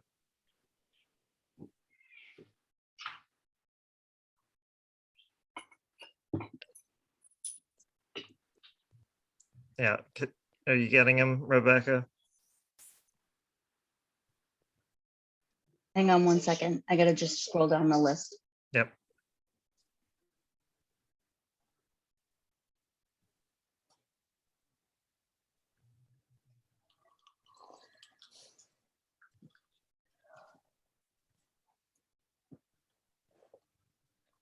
Okay, you're good to Can you go. hear me, Ryan? Okay, well, thank you, and I'll be very brief. I did speak with Jill on the phone today. We had a good conversation, and I look forward to some discussions with her and DOT. I'll just briefly mention, as I mentioned to her, going back to 2015, there have been public comments about stormwater impacts relative to Route 6. I'll just quickly remind people, as part of the 208 plan, part of the MEP study, there are 3 controllable sources: stormwater, fertilizers, and wastewater. So my view is this is a great opportunity to make even incremental improvements. And speaking with Jill, I think we can focus on some low cost and low maintenance, because I recognize that's a concern as well. But I do think there are probably some tweaks we can make here to get some credits. As part of 208, the town does get a 25% nitrogen reduction in stormwater sources credit sort of up front, but they need to be able to demonstrate that projects will happen. So again, I believe this is a great opportunity. And then I'll just conclude by saying, and I think Tim Passakarnis is here as well from the Cape Cod Commission. The commission did issue a report on stormwater management that I sent around to a few people in town. Happy to share it. It does identify, the report was prepared actually for Route 6 on Cape Cod, some design considerations and suggestions. So Jill, if I didn't pass that along already, I will to you. And again, be happy to meet with you and DOT people just to a quick examination, see if we can integrate some nitrogen removal features. So I'll be happy to answer any questions. I know Tim is here. I don't know if Tim wants to add anything to what I've said. Can you Yeah, unmute I'm as gonna well, check Rebecca? out soon. And we still have like a half hour to go. Yeah, what is it? It's 10:30? Yeah. Okay, Janet. Sorry, got it. All right, Scott, so for the public, where does the nitrogen and stormwater come from? Okay, so just to put it in context, and I'll refer to the MEP report, which is sort of the document we're working with. Stormwater runoff from roads and impervious surfaces is calculated at 1.5 milligrams per liter nitrogen. About half of that actually comes from the rainfall itself. The other half comes from everything from bird waste to what I'll call run on, which would be adjacent areas where stormwater can get onto the highway and then get transported. The other source is vehicles themselves, not necessarily nitrogen, but certainly tire rubber, and emissions lie create particulates along the roadway. So those are the various sources that get onto highway runoff. It is a national issue. It's a huge national issue for EPA. Again, the water quality levels for in the Wellfleet MEP report are 1.5 milligrams per liter, which is 3 times the threshold level in the receiving waters. So that's a quick summary, and I can certainly provide more details on that. But it is a significant nitrogen source, and according to the MEP projects, it's 9% of the overall contribution, the overall controllable contribution. And again, I think there are probably some relatively simple, low-cost measures to reduce that. Okay, and Tim, sorry, I'm not going to be able to pronounce your last Tim name. Pasikarnis. Okay, Rebecca, can you unmute him? Yep, he's all set. He just has to hit unmute. Sure. Thanks, Mr. Chairman. Yeah, I don't have a lot to add. Scott has summarized things pretty well, but I will just mention that this was a specific point of the 208 plan, was to look for opportunities with Mass DOT, mostly around Route 6, but just with any sort of roadway projects that they're doing, to integrate stormwater controls, and specifically stormwater controls for nitrogen. So it's certainly something that we are following closely, understanding that this is one of several examples where towns have had sort of long-standing discussions with DOT about basically about the contributions from Route 6 primarily to various receiving waters. Okay, well, thank you. So I have a couple things. One is that I'm not very comfortable with the current outflows directly into the marshes and Haas Pond and Duck Creek. That where it's untreated stormwater. I mean, you could be introducing all sorts of contaminants directly into the marshes. So especially the one that goes into Haas Pond, because it's basically I don't know how long, a quarter mile of various stormwater gates or stormwater collections that is basically piped directly into the pond itself. I would also, preferably, it would make sense to me to replace the culvert with a wider culvert. My understanding is that culvert is not considered to be failing, but if it was, MassDOT would be required to replace it with a wider culvert than what is currently there. I think that we probably should replace it with a wider culvert, but that's just me. Helen? Yeah. Ryan and I did not talk about this previously, but every single thing he said, I wanted to say. I've learned quite a bit about tide gates because of my involvement with the Herring River project. And I think that what we should have there is a more substantial, fully functional culvert. The second thing is, it's unclear to me, are these new catch basins and so forth, the leaching basins, are they going to be the kind that treats the water back to something that isn't going to hurt all those little glass eels that we wish came back to Haas Pond again? Runoff is, we have a storm event, it closes shellfish beds, all kinds of crap. All kinds of bad things come off pavement. And it's unclear to me, shouldn't this go somewhere else? Shouldn't this be less directly affecting the water there, the surface water? Sure.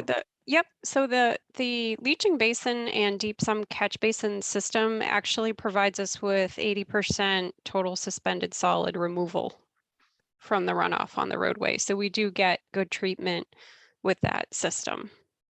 And what is the maintenance? Sorry, Ryan, if I may do a follow-up question. Yeah, is- so it would just be typical like clean out. So like your standard catch basin clean out. So you'd have a crew that would clean out the catch basins, and then also there's covers over the leaching basins for them to be able to clean out whatever is collected inside the leaching basins. Route 6 is state highway layout, so any structures that are along Route 6 will be Mass DOT's responsibility to maintain. And the town would only need to maintain any structures we're putting in along Main Street.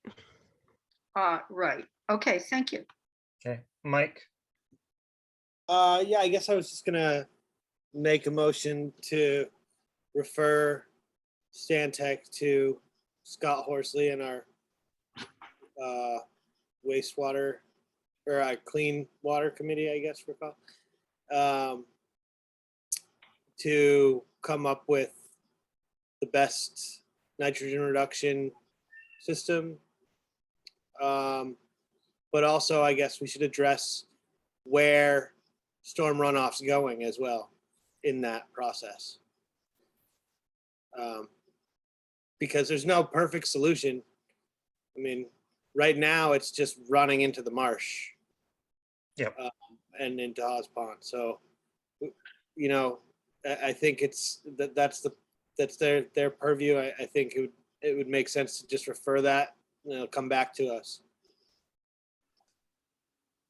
okay, so I would support that. Would you care to make the motion?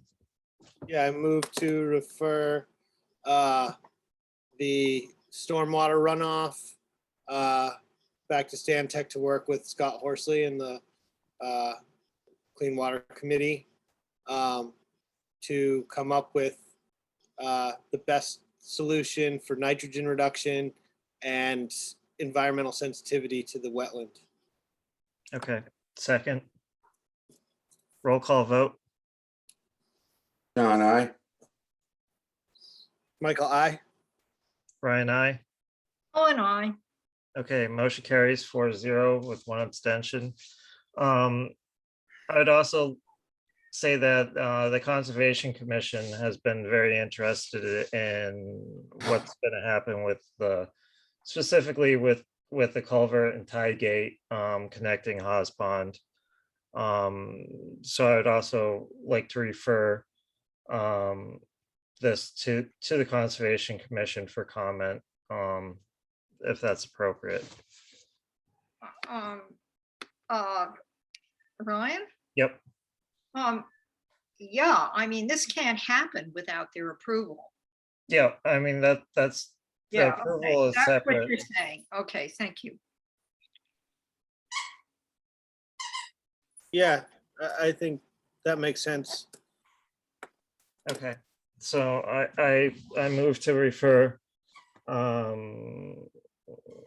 don't know, the culvert and tide gate connecting Hawes Pond to Duck Creek for comment from the Conservation Commission.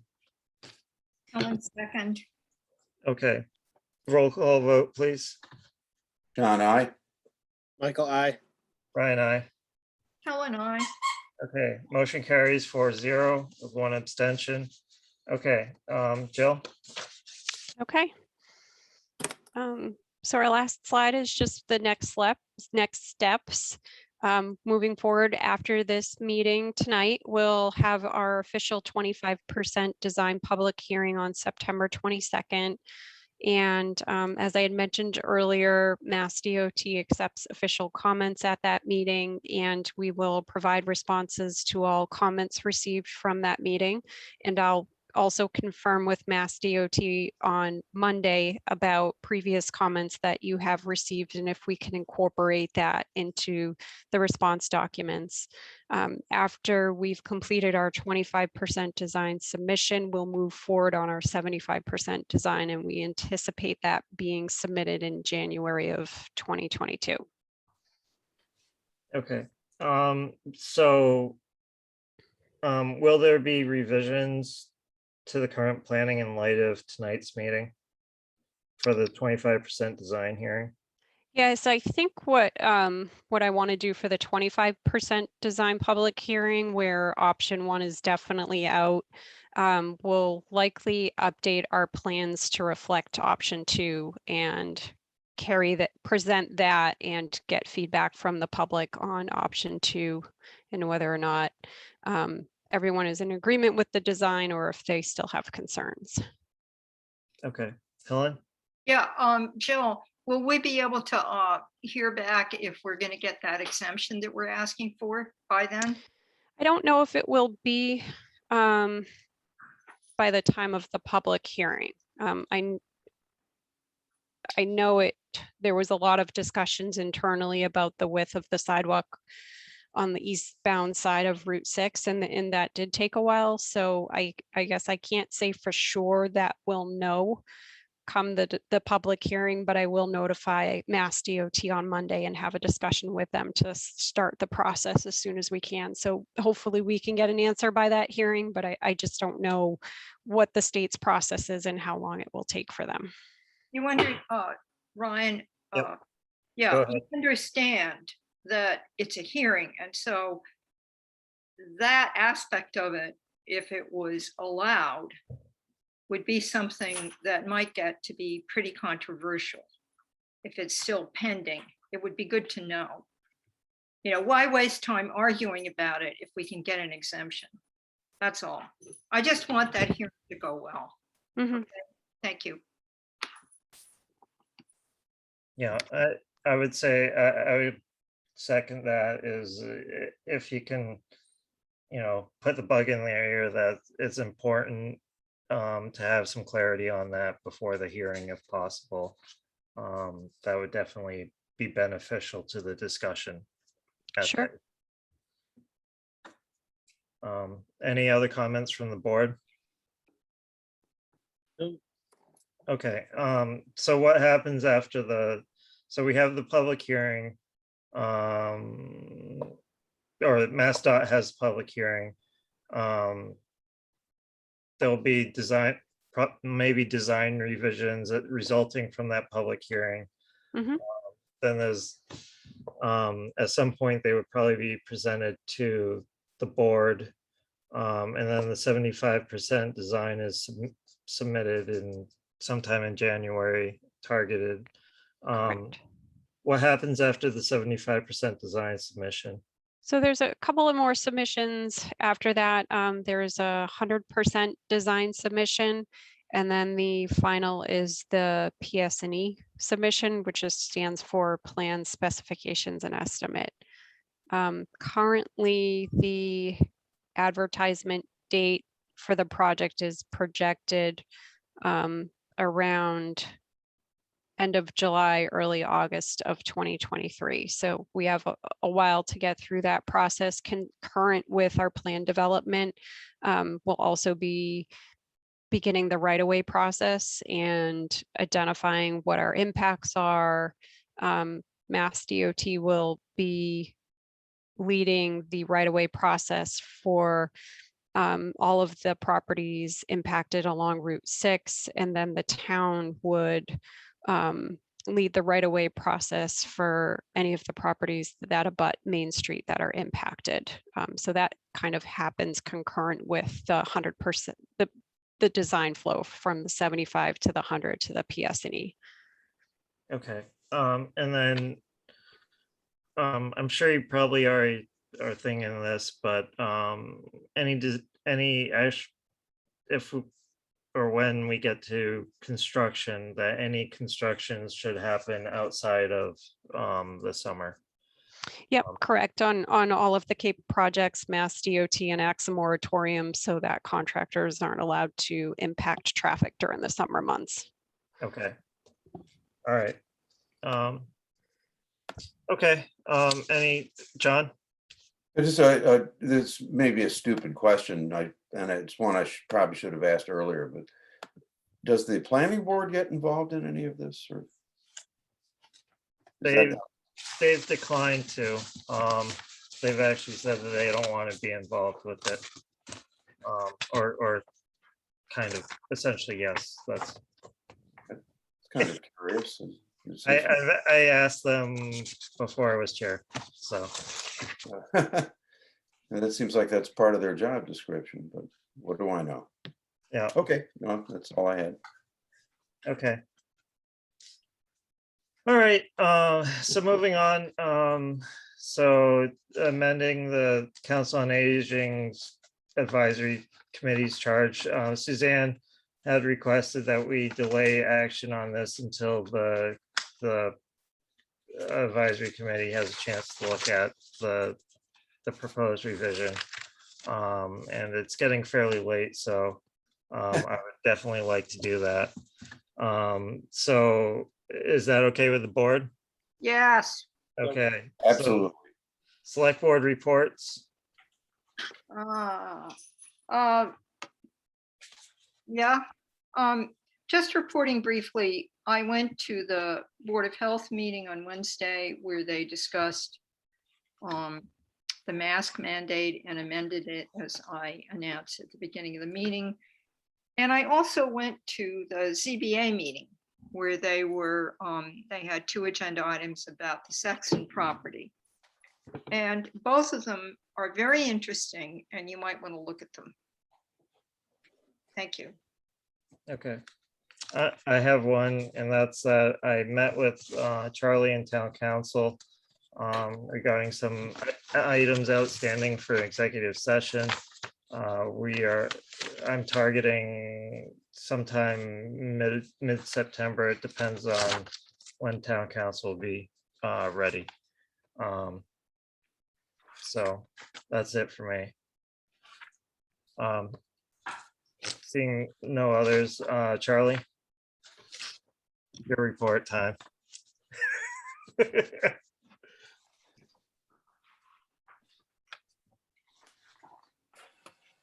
Oh, good evening, everyone. I think what I'll do is maybe I'll just mention to you all that I am on leave next week. I'm going to be checking my emails from home, but largely I'm going to be taking the week off. But if you need me, of course, give me a call or send me an email. I'll check them early in the morning. Relative to my report, I think since it's so late and I think we're all tired, I'll just correct one error. That's in number 3 on the harbor dredging bid. They're actually due Thursday, September 2nd. So maybe I'll just leave it. If you have any questions, I'll be glad to answer any questions, if that's okay. I do not. Does anybody else have any questions? No. No. All right. So I would just say, beg your family's forgiveness on our behalf because I know that you have company tonight. Thanks. All right. Topics for future discussion.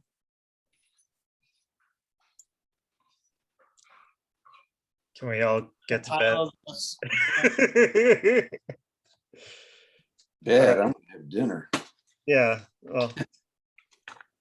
All right. I move to adjourn. What? I move to adjourn. Okay. 1 second. Roll call vote, please. John, I. I go aye. Ryan, aye. Hold on.